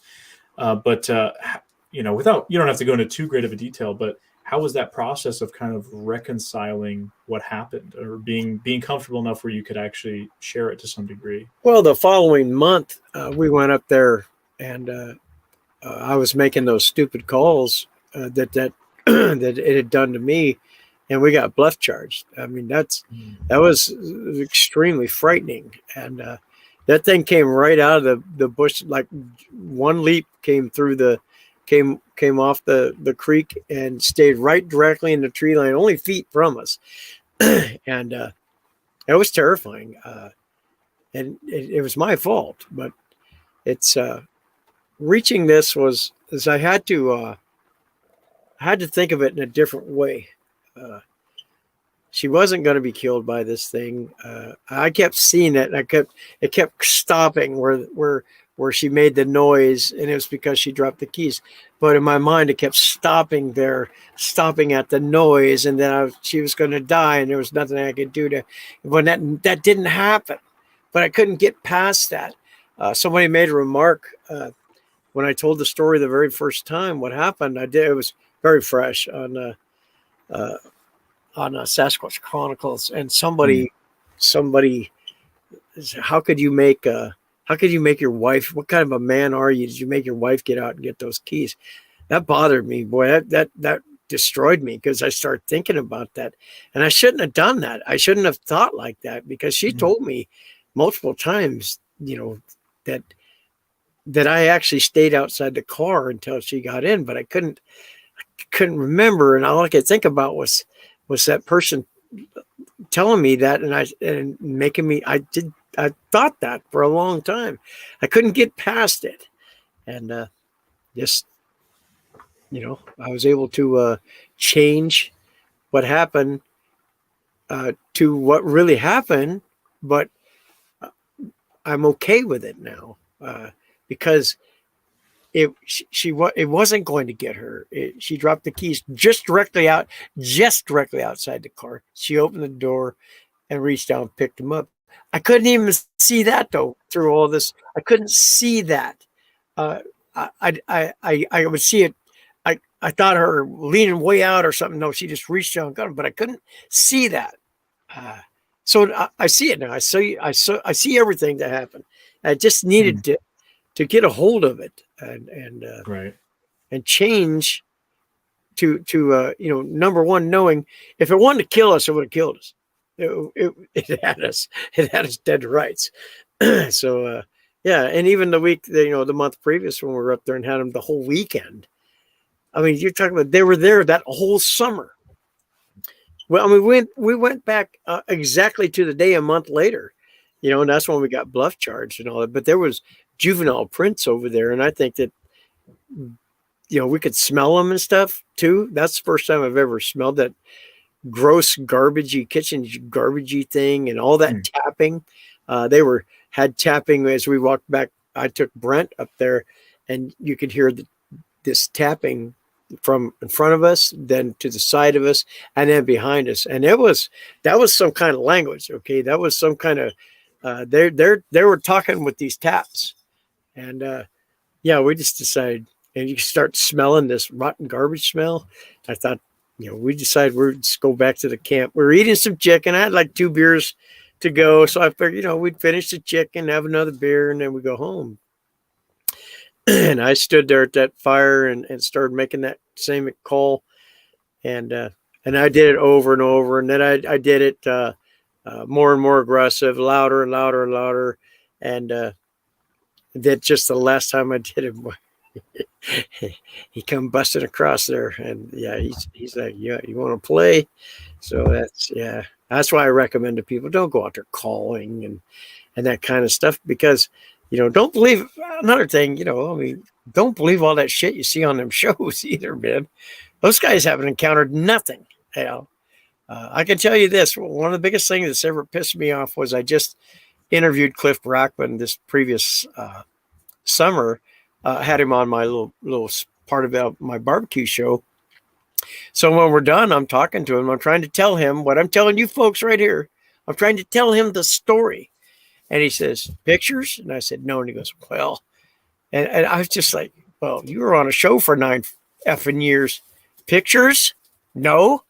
I was upset with him. And then as I'm still trying to talk to him, he's like, oh, I got to take this. This is Bobo. And he just turns and walks away. I was like, jeez.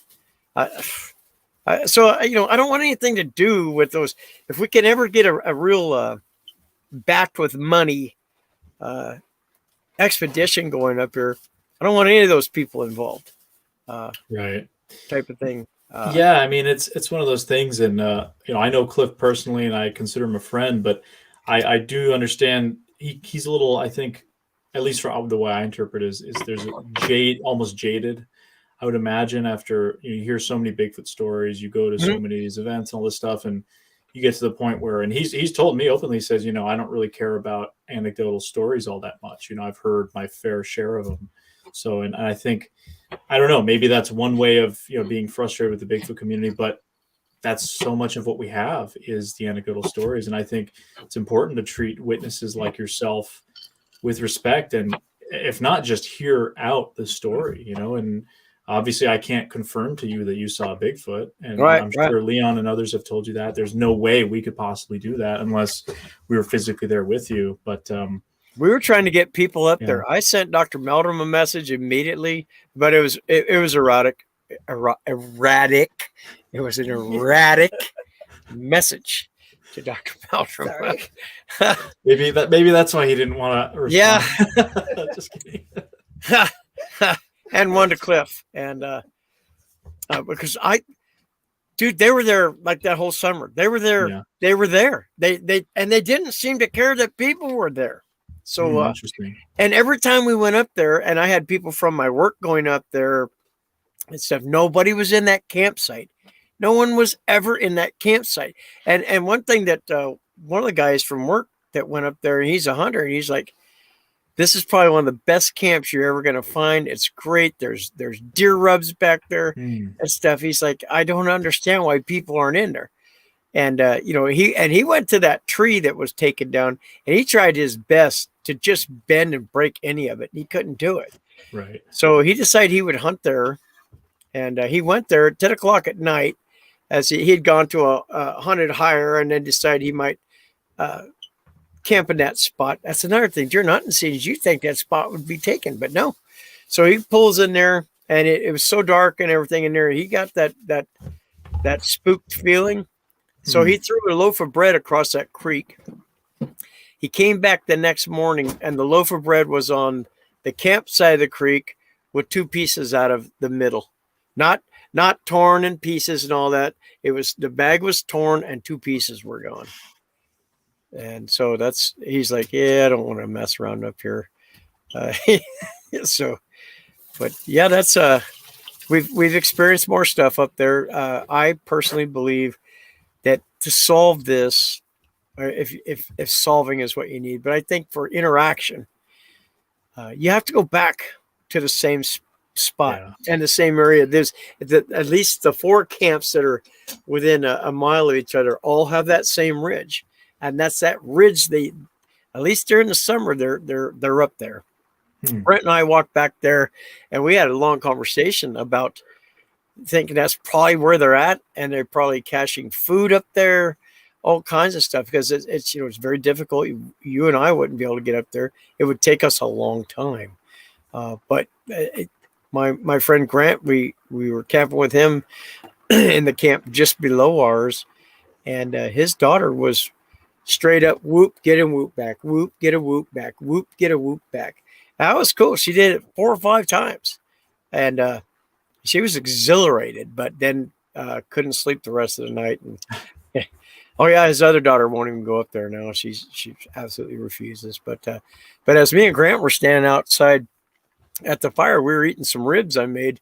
Notice I make a lot of ribs, but we were eating some ribs, and all of a sudden my dog, we have a German Shepherd, and she alerted, and her cackles went up. She barked once, and then from that ridge we heard what I would assume is an adult male whoop. And it was just one, just whoop like that. And poor Grant, his hearing's screwed up. He didn't hear it, but I'm sitting there going, jeez, man. And yeah, my wife don't play around now. After a bluff charge, she don't play around. You don't make calls and all that stuff. She'll leave. She'll just get in the car and leave.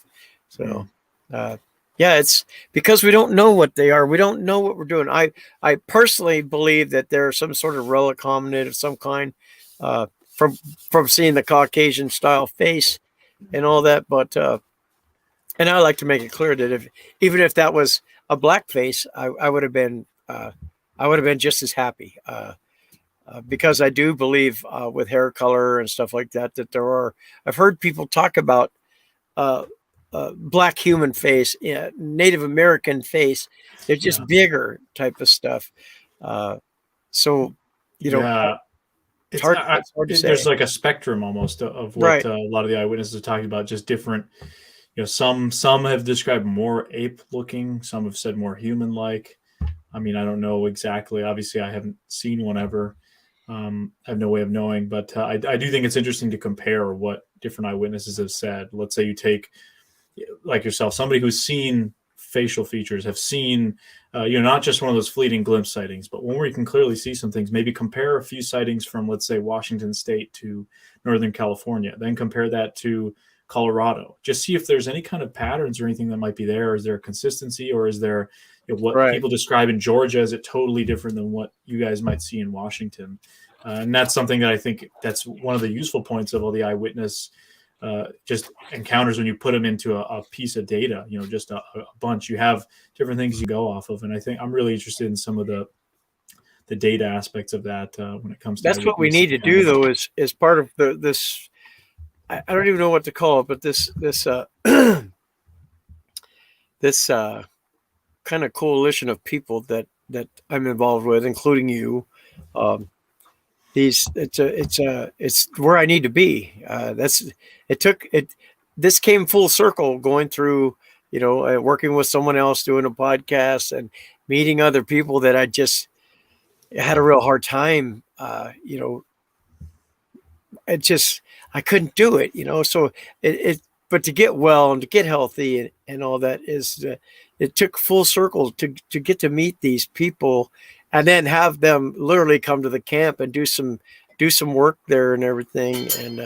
And I got to talk about it personal, face to face with Curious Cryptid, with Brent Dill. Got to sit there at the fire and talk about this type of stuff and have normal, regular conversation also, and some fun and some jokes. And that was a great deal of healing right there too. It's not all about Bigfoot. I mean, you can meet people and get together with folks over Bigfoot, but I'd say when I'm out there with a lot of other Bigfoot people or people I've met through Bigfoot, 70% of the conversation is not usually Bigfoot. You get talking about other things, you have a normal interaction. That's where trust gets built up, where you realize, hey, this person's okay. Maybe I can open up to them. Maybe we can have frank conversations about other things in life, because Bigfoot is not everything, but that just happens to be the common theme that sort of brought people together. But in your case, I think that's just fantastic that's, allowed you to kind of become a little bit more open, or would you say maybe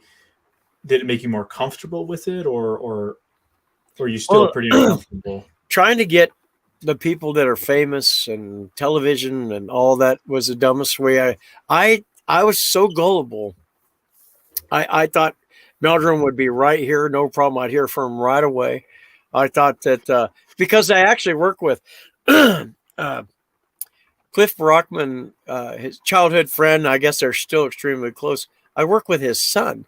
So he told me, Jesse tells me, oh, get a hold of Cliff. I've known him since I was a little boy. He's like an uncle to me, and all that stuff. So nothing. I mean, so I was like, so I went to this what do they call those flea markets? Conference. Oh, yeah. I went to the one in Ocean Shores. And so I was a mess. I was a real mess. And so I got there and I see all these guys. It'd been some time since I'd sent Cliff 4 separate emails and the doc one. And so I'm sitting in there and so Derek Reynolds gets up, he does his thing. And I'm looking around at all these people and everything. And I'm just thinking, these people don't care. And I see Derek Reynolds get up there and talk about, and for $650 or $700, you and your friend can come and spend a weekend and research with us. Now, look, I don't have a problem with that now, but then I was sick with this. Right. And I was like, I won't charge you a damn thing. Come on up here and get the shit scared out of you and help me solve this. that's what I was thinking. And my wife she was like kind of keeping a hand on my leg and one eye on me so I wouldn't explode on everybody. Because I was like, I'm looking around at all the vendors and Politis treating people like shit that want to just talk to him. And I was like, what the heck is going on here? And, it was awful. I felt like I'd gone to the wrong place. I was like, nobody here wants to listen or nobody cares. And, I watched Survivor Man come in late and drunk. And I was just like, what the hell? I thought these things were all about class and everything. So I got a bad taste in my mouth right off the start. But I got to tell you, though, Squatch Fest was pretty cool. It was a little bit more personal and you could approach these people a lot easier and things like that. I couldn't believe, seeing, one of my heroes, inebriated and supposed to get up and speak and showing up extremely late. And it just blew my mind. I was like, what? Because I take this stuff seriously. If you want me to come and talk to some kids or something like that, I will show up on time and I will show up non-drunk. And because, one of the things we're going to have on our show is we're going to have a kids night. We're going to have some people come on, like possibly even you, and have some kids on, let them ask some questions.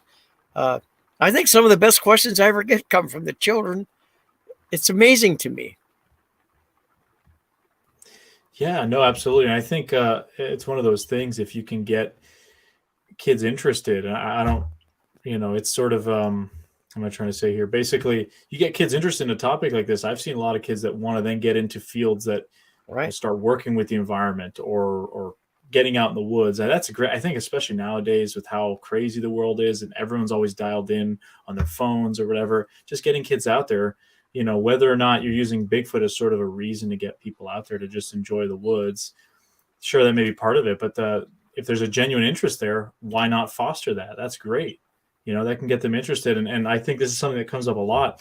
Bigfooting, a lot of the times, you have so many other things you can end up doing while Bigfooting out in the woods and enjoying it. I mean, foraging, all sorts of things, learning about picking berries, picking mushrooms. You kidding Absolutely. me? Yeah, it's amazing. And you really get an appreciation for it. And so for people that don't ever have that experience, I love taking people out in the woods for the first time.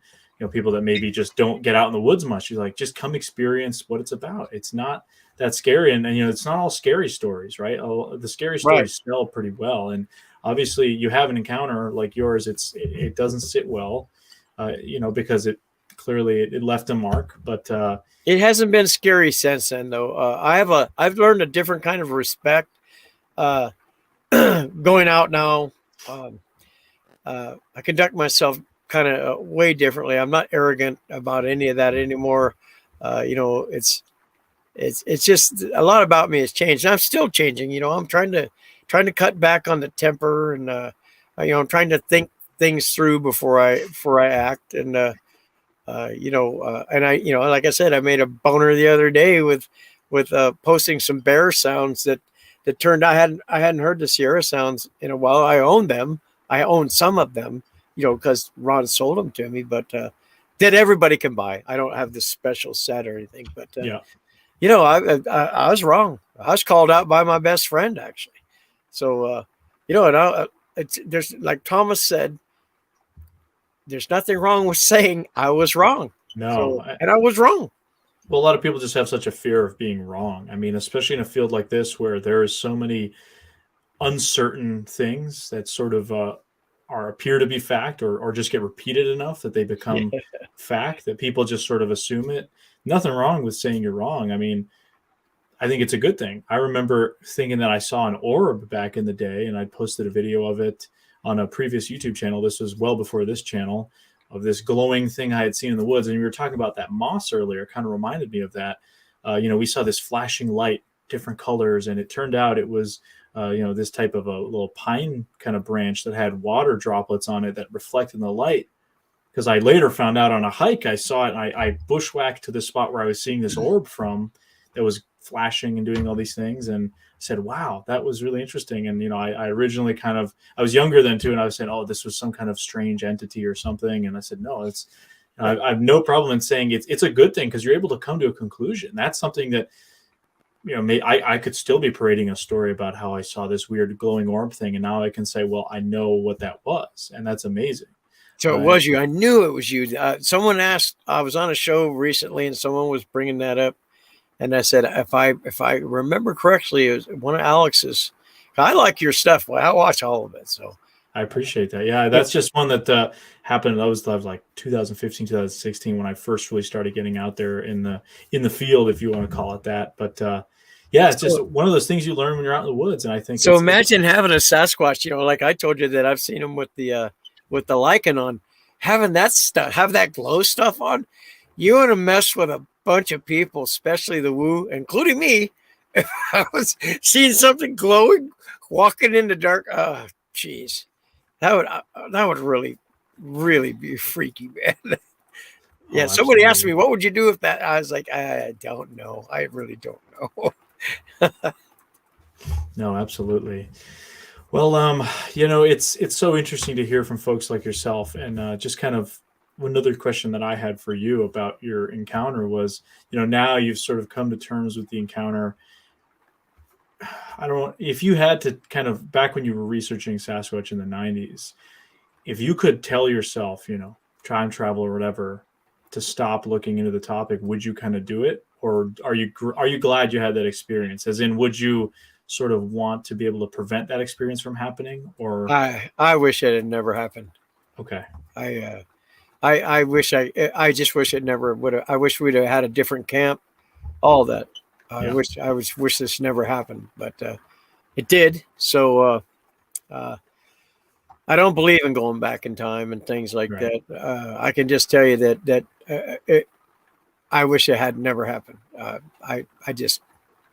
But since it did, I'm moving on. I'm dealing with it better. I'm trying to learn and trying to find people, people really that have had the encounters and stuff, because this is the only way we're going to do this. The big name people don't care. They want to ride your coattail to get you. Okay, listen to my story. All right, where was? All right, I'll go up there.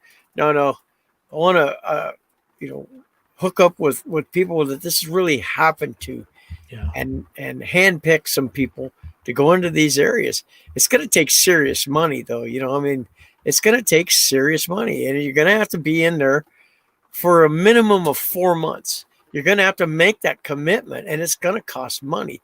Not a little bit of money, not a shoestring budget, not that. You're going to need money. You're going to need equipment, those types of things. And it's going to take real money, and not a bunch of guys fighting who's going to be the boss and that kind of crap. You're going to need a specialist for all of it. Somebody that's specialized for all of it. Different fields, anthropology, archaeology, all that stuff is pertinent to this. You're going to need zoologists. You're going to need real people. You're going to need guys that are guys like you, guys like the Steve Anderson and Leon. You're going to need people, Brent Dills. You're going to need the people that are already on the ground out there doing this, and the PhDs are going to do other things. I mean, there's a way to do this. It's just it's the money thing. Yeah, I mean, a team effort. At the end of the day, you have these different roles. And that's, I think, one of the big problems too. It's just in general, people will, the moment they get anything possibly that might be photographic or whatever, they just throw it online without first perhaps getting it referenced with other people. Just having the resources, having somebody to be able to say, hey, can you take a listen to this audio? Can you check out this video? Or what do you think of this print that we found? Maybe people that aren't in your kind of circle, that might be biased by the story that you've kind of woven about maybe an encounter or something, somebody that totally is unrelated to what you have experienced. Right. Have them check it out and just give an honest opinion, that sort of thing. But I think team effort definitely. And hopefully we can get to the point where there may be somebody, I don't know if it's another Tom Slick or if it's an actual institution that puts down some money to say, hey, we need a team out here to really be out there and absolutely done it like no one's done before. Some people have tried to do it. You can spend time out in the woods, of course, but and maybe we can get to the point where we have something close to the Patterson-Gimlin film in that whether or not it's real or not, that level of quality that might then, you have something like that's repeatable, that maybe an institution or some benefactor might be able to say, well, okay, this is worthy of investing something into. And I think it's having the biologists and the other skills.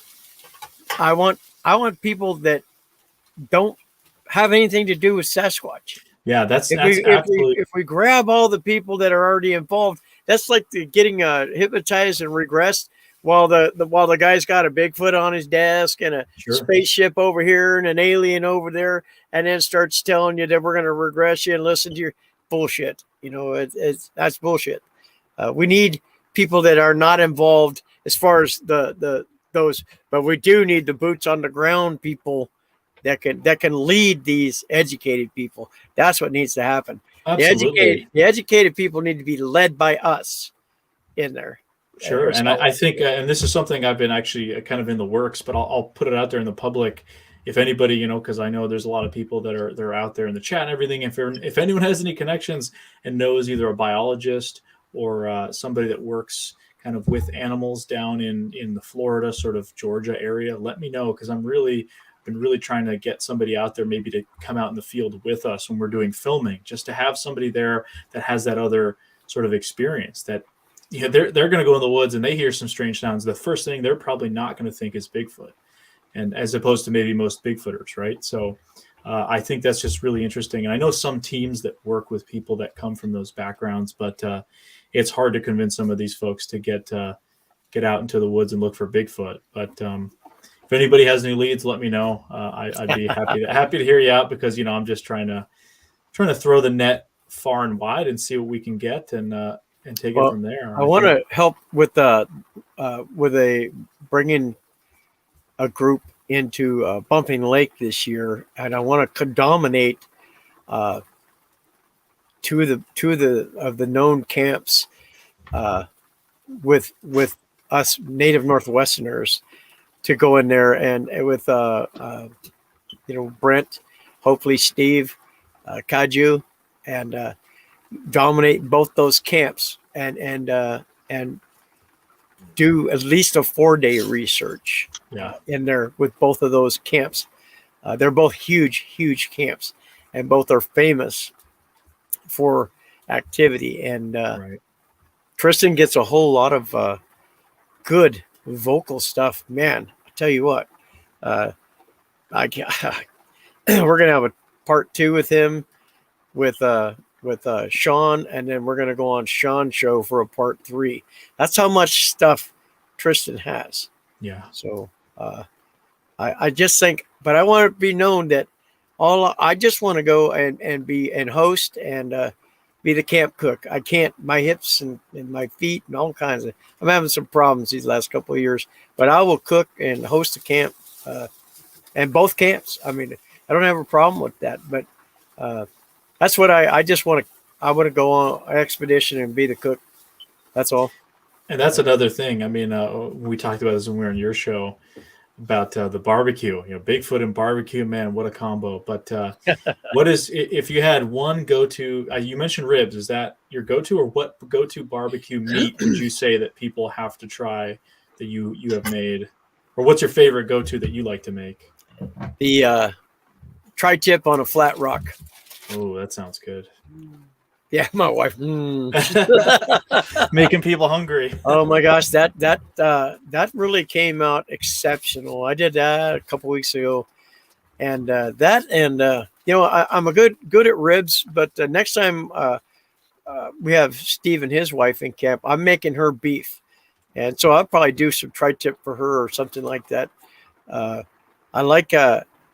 I've made just about everything you could think of. I've done salmon. I've done all that stuff on open fire and coals, and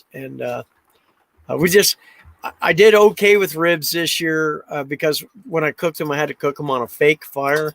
So because at that time we couldn't have fire, but yeah, right. I'd have to say that as far as camping and cooking goes, I do real well with the I have a flat rock that I have seasoned up now, and I like doing tri-tip on that, and I'll probably do a chuck roast on one too. Oh, right on. So yeah, you you mentioned to me that you would teach me how to make a cake in a cast iron. So Yes. I would absolutely, I will take you up on that when we're out there. You can do it even if you take a lot of people go buy all this stainless steel expensive stuff. Yeah. You don't have to do that. Go to your big name store, whatever it is you're shopping at, and go to the pet section and get the stainless steel water and food bowls. And oh man, you can cook pot roasts and everything. All you do is you put it in the one part, and then you use you get two identical stainless steels, because if you go to the food section and buy stainless steel, then you're going to pay a lot more money. Go to the dog section, you're getting the identical thing for way less. Oh, that's smart. Yeah, absolutely. Yeah, I did a recent video just solo camping that I did actually back in October, and I bought these 2 steaks. They were, man, I don't know what cut they were, but they were both like $9 a piece. I think one was around 8 something. The other one was about $9. And it was a 2-night camping trip, solo camping trip I took. And I put the video up, and I ended up eating both steaks in the same day because I was going to pace it out. So the second night I had to have freeze dried food. I think we were talking about that last time, but because I ran out of steak, but I had some like Kung Pao chicken freeze dried. It wasn't bad, but both steaks in one sitting was definitely good. And Jonathan Dodd, what's up? He says, y'all are making me hungry. Well, people don't understand. You don't have to eat just hamburgers and hot dogs. No. And I'm talking about those frozen hamburgers I'm talking about. Now, you guys go out and make them buffalo burgers. And that one day I was watching one of your shows, and I was just like, I looked at my wife and I said, I want a burger. I need a burger. That was incredible. That was up in Colorado. I met up with a buddy of mine who lives out there, and I was like, Colorado was the first place I tried buffalo burgers, I think. So I was like, we got to get buffalo burgers, whatever, couple bucks more expensive. Let's do it. We're eating good. We were in this incredible mountain camp. We had to drive up this crazy road and just this, almost 360-degree view up there in the Rockies. Incredible spot. But those buffalo burgers, they were about this thick. Oh, yes, I know. Burgers, so it was incredible. I love buffalo. Is probably my favorite sort of red meat. It's just, it's excellent. I recommend it, guys. Elk is really good too, but man, I'm getting hungry talking about this. Everyone else is saying that in the comments too. You ever eat a porcupine? I've smelled one. First. Yeah, I smelled one once, and it's a dead one, really bad, but I don't imagine they'd taste good. I've heard people say mountain lion tastes good that have had it. Mountain lion tastes like pork, and I have eaten a porcupine, and it was like eating I roasted it, like a pot roast and all that. And it was like eating a chewy piece of wood. It's funny. It's like the porcupine's like really big, and you take the skin and all that, and they're like a little bigger than a squirrel. There's not a whole lot. Yeah. Porcupine is very tough. Porcupine. They use the belly meat. Yeah, you've seen those porcupines. I think in Asia they have the really big ones. They're way bigger than the ones we have here. I can only imagine they probably eat. They eat everything in certain parts of China and in Southeast Asia especially. So I'm sure they eat those porcupines over there too. Do they do like see them go up a tree and go, oh look, beefwood? Yeah, the Yeren doesn't last long. Oh, it's a Yeren. The rock apes, maybe. Yeah. No, I've seen, because I've been over there a little bit into South Korea and those areas, and I've eaten some insanely wild stuff that I would probably not eat unless I was drunk at the time. So that's the only way they could get me to eat the stuff that's still moving around on your plate. It's one of those things where you in the moment you're just kind of like, I have to try this now because I don't know if I'll be here again. Might as well just try it. Whatever, raw fermented raw crab meat that's been fermenting for a year. That was another specialty I had in Korea. That was like, I don't know. Yeah, I don't know if I'd have it again. My Russian relatives will go out and catch a salmon. Oh yeah, and then hang it in a small tent, and just salt it, and it's rotting away, and they're like, "Would you like some?" No. You don't have to eat like that, right? We could have put that in the smoker, or Oh yeah, fresh salmon probably. Yeah, imagine how much better it tastes. I think a lot, I'm Slavic as well. And, we do a lot of the smoked meats and that sort of stuff. And I think that's just a thing that people did during the winters, they'd pick their cabbage, they'd smoke the meats because they didn't have that stuff year round. But well, we're spoiled nowadays. We get everything. For the history of smoking here in America, like briskets and ribs and things like that, that was slave meat. The slaves, the American black slave, is the ones that took these, because the masters only ate the choice of all the Right. meats. So they would give them the briskets and the ribs and the hocks and things like that. And some of these slaves didn't have teeth or had bad teeth. Right. And so they formed that brining and smoking into making something so tough like a brisket, which is, God, that's one of the things I love to make as a brisket. Can't afford them right now, but they're brutal. Yeah. Even at the barbecue places, they're like the priciest item on the menu. I'm skipping it. But they're the ones that made delicious food out of what at one point was considered garbage. They would take the chicken feet and make soup and all kinds of things. I mean, we owe a lot of some of our food and stuff to the slaves. I mean, whole hog style cooking of pig. That was, they would bury it in the ground with the coals and everything. And that was a very kind of Carolinas, South Carolina area. And there's some African influences there with that style, certainly. And that's what when I say, like, one of my favorite types of kind of quintessential American food is good barbecue. And there's different styles. When I'm down south, I love comparing the Carolinas, the styles of pulled pork. But then you get into sort of like Kansas City, St. Louis, and those areas, and you have the German influence and those other people that then combined with the methods that the slaves had created, and with bringing the mustards in and all these different things, and it creates this insane fusion kind of thing that I don't think is anywhere. My mouth is literally watering, guys, in case you're wondering. I did make mustard. Well, my friend Dakota Gregory, he usually, when he's on these chats, he's Dakota D or Dakota G. He sends me, he works at a store in Brainerd, Minnesota, the Smokestack Barbecue Supply Store. And he sends me care packages from the store. And so I give them the props and all that. But they send me stuff to use. And they're kind of like a sponsor for me. And I use their products. And oh my God, the ribs I made this weekend were unbelievable. I think I may have seen the video, and I saw you had the seasonings and all that stuff. What is the name of that seasoning that you're using? I have I ran out of the Saints and Sinners. Saints and Sinners, that's the one. Yeah. I'll use that on everything. But I used the pineapple head, spicy pineapple head on one of that was unbelievable, that spicy pineapple head on that rack of ribs. Have you ever used the Danos? You ever heard of that one? No, but I'll mark that down. I see the guy on YouTube all the time, the guy who actually made it. But I end up going down these rabbit holes of watching barbecue videos at 1 a.m, and then I'm just super hungry, and I'm torturing myself. But it's one of those things you go down the YouTube rabbit holes. Smedley DeRoy says, Alex and Jay cooking show making me hungry too. Yeah, absolutely. But that's a great way to kind of start wrapping it up, just talking about food. If food's something we all love, whether or not you're into barbecue, I'm hopelessly addicted. And I would eat, as my buddy Eli has joked around, I could eat 10 pounds of brisket a day if I had the choice, and, health consequences weren't part of it. I could probably go unlimited, but anyway.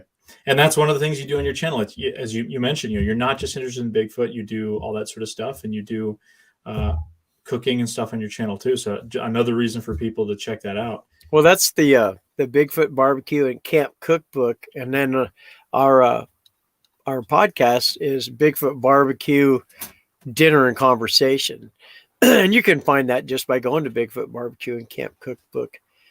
But I want to throw in my pick on books. Oh, absolutely.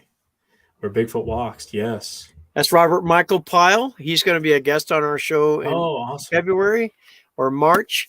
Fascinating book. It's fascinating. It's nothing like the movie, and he talks about how the movie's not in order. Yeah. And I recommend that everyone watch The Dark Divide. It's Dark Divide, not The Dark Divide.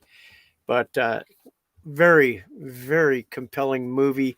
It's not in order, but the book is. And right, and they'll do that artistic liberty they sort of take, and probably makes more sense for the way the story flows that they might do something like that. He's a nice guy. He likes to have a beer.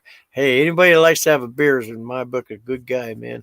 So right on, absolutely. No, seriously, guys. But Jay, it's been an awesome time having you on, man. Really appreciate you sharing the full story. And, you know, as you said, it's one you're not going to, you don't always go out and kind of share the whole thing. And I appreciate you doing that. And I know it's tough. People want you to rehash the whole story, time and time again. Like you said, you were just on a show a few weeks ago and you've got more. So it's probably not easy bringing it up all the time, but I really do mean that. And I hope that people like yourself that have had experiences that maybe aren't connected with anyone in the Bigfoot community might see something like this or another encounter and be more willing to talk about it. Because we, as the researchers, we love hearing that data. We love being able to talk to people like yourself. And that's one of those things that keeps me going. When I get fed up with the Bigfoot community and the Bigfoot community and all the craziness and everything else, I get sent a story. This will happen every time it happens. Just happened this past week. I had a bunch of news stories get sent to me. Actually, just last week on last week's show with Brent, I mentioned this Facebook group called Forgotten New Hampshire, which was about old abandoned places in the state. And, somebody posted a comment in there, has anyone seen anything weird? And then people start talking about their sightings. And I got to reach out to a few people and really had some interesting stories. People, nice. That's what keeps me interested, essentially, is that, these people are not connected to the Bigfoot community or in the madness online as much. In most cases, most of the people, they don't know anything about any of this kind of stuff, which I like. And that's what keeps me really interested and hopeful that something may come of this in the coming years. Hopefully we're turning the corner. We can only hope. I just want to say I appreciate the chat. You guys, great group of people. Most Seriously. Of them I know, but some of them I don't. So I just saw a guy says he's coming over to my channel. So I appreciate that. Come over and enjoy.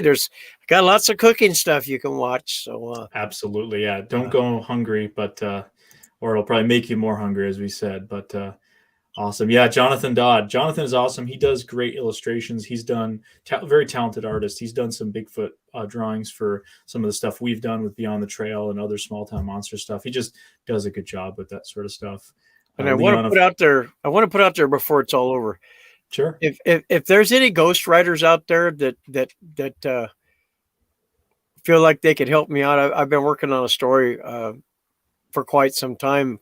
I've got the story, but I need the filler and that if you think you can help me and all that, get in touch with me, because I'm really would like to get this book out.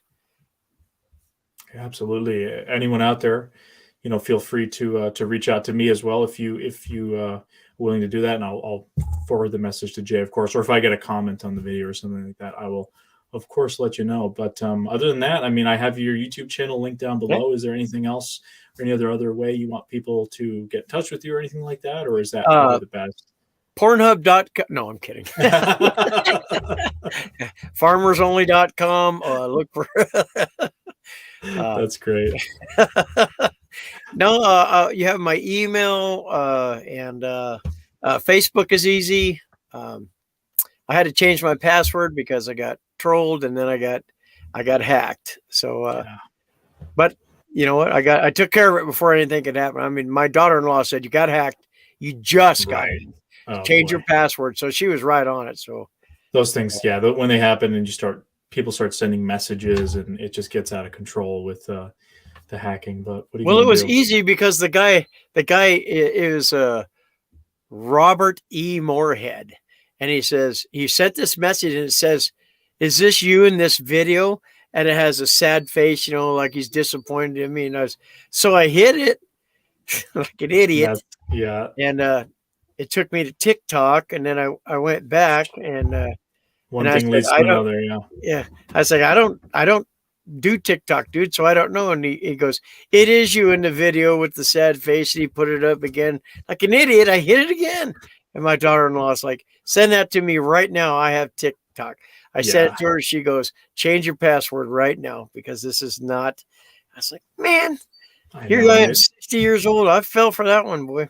They run those scams all the time. I know a lot of people who have had. I've gotten a few of those myself, but again, people are doing weird stuff online all the time.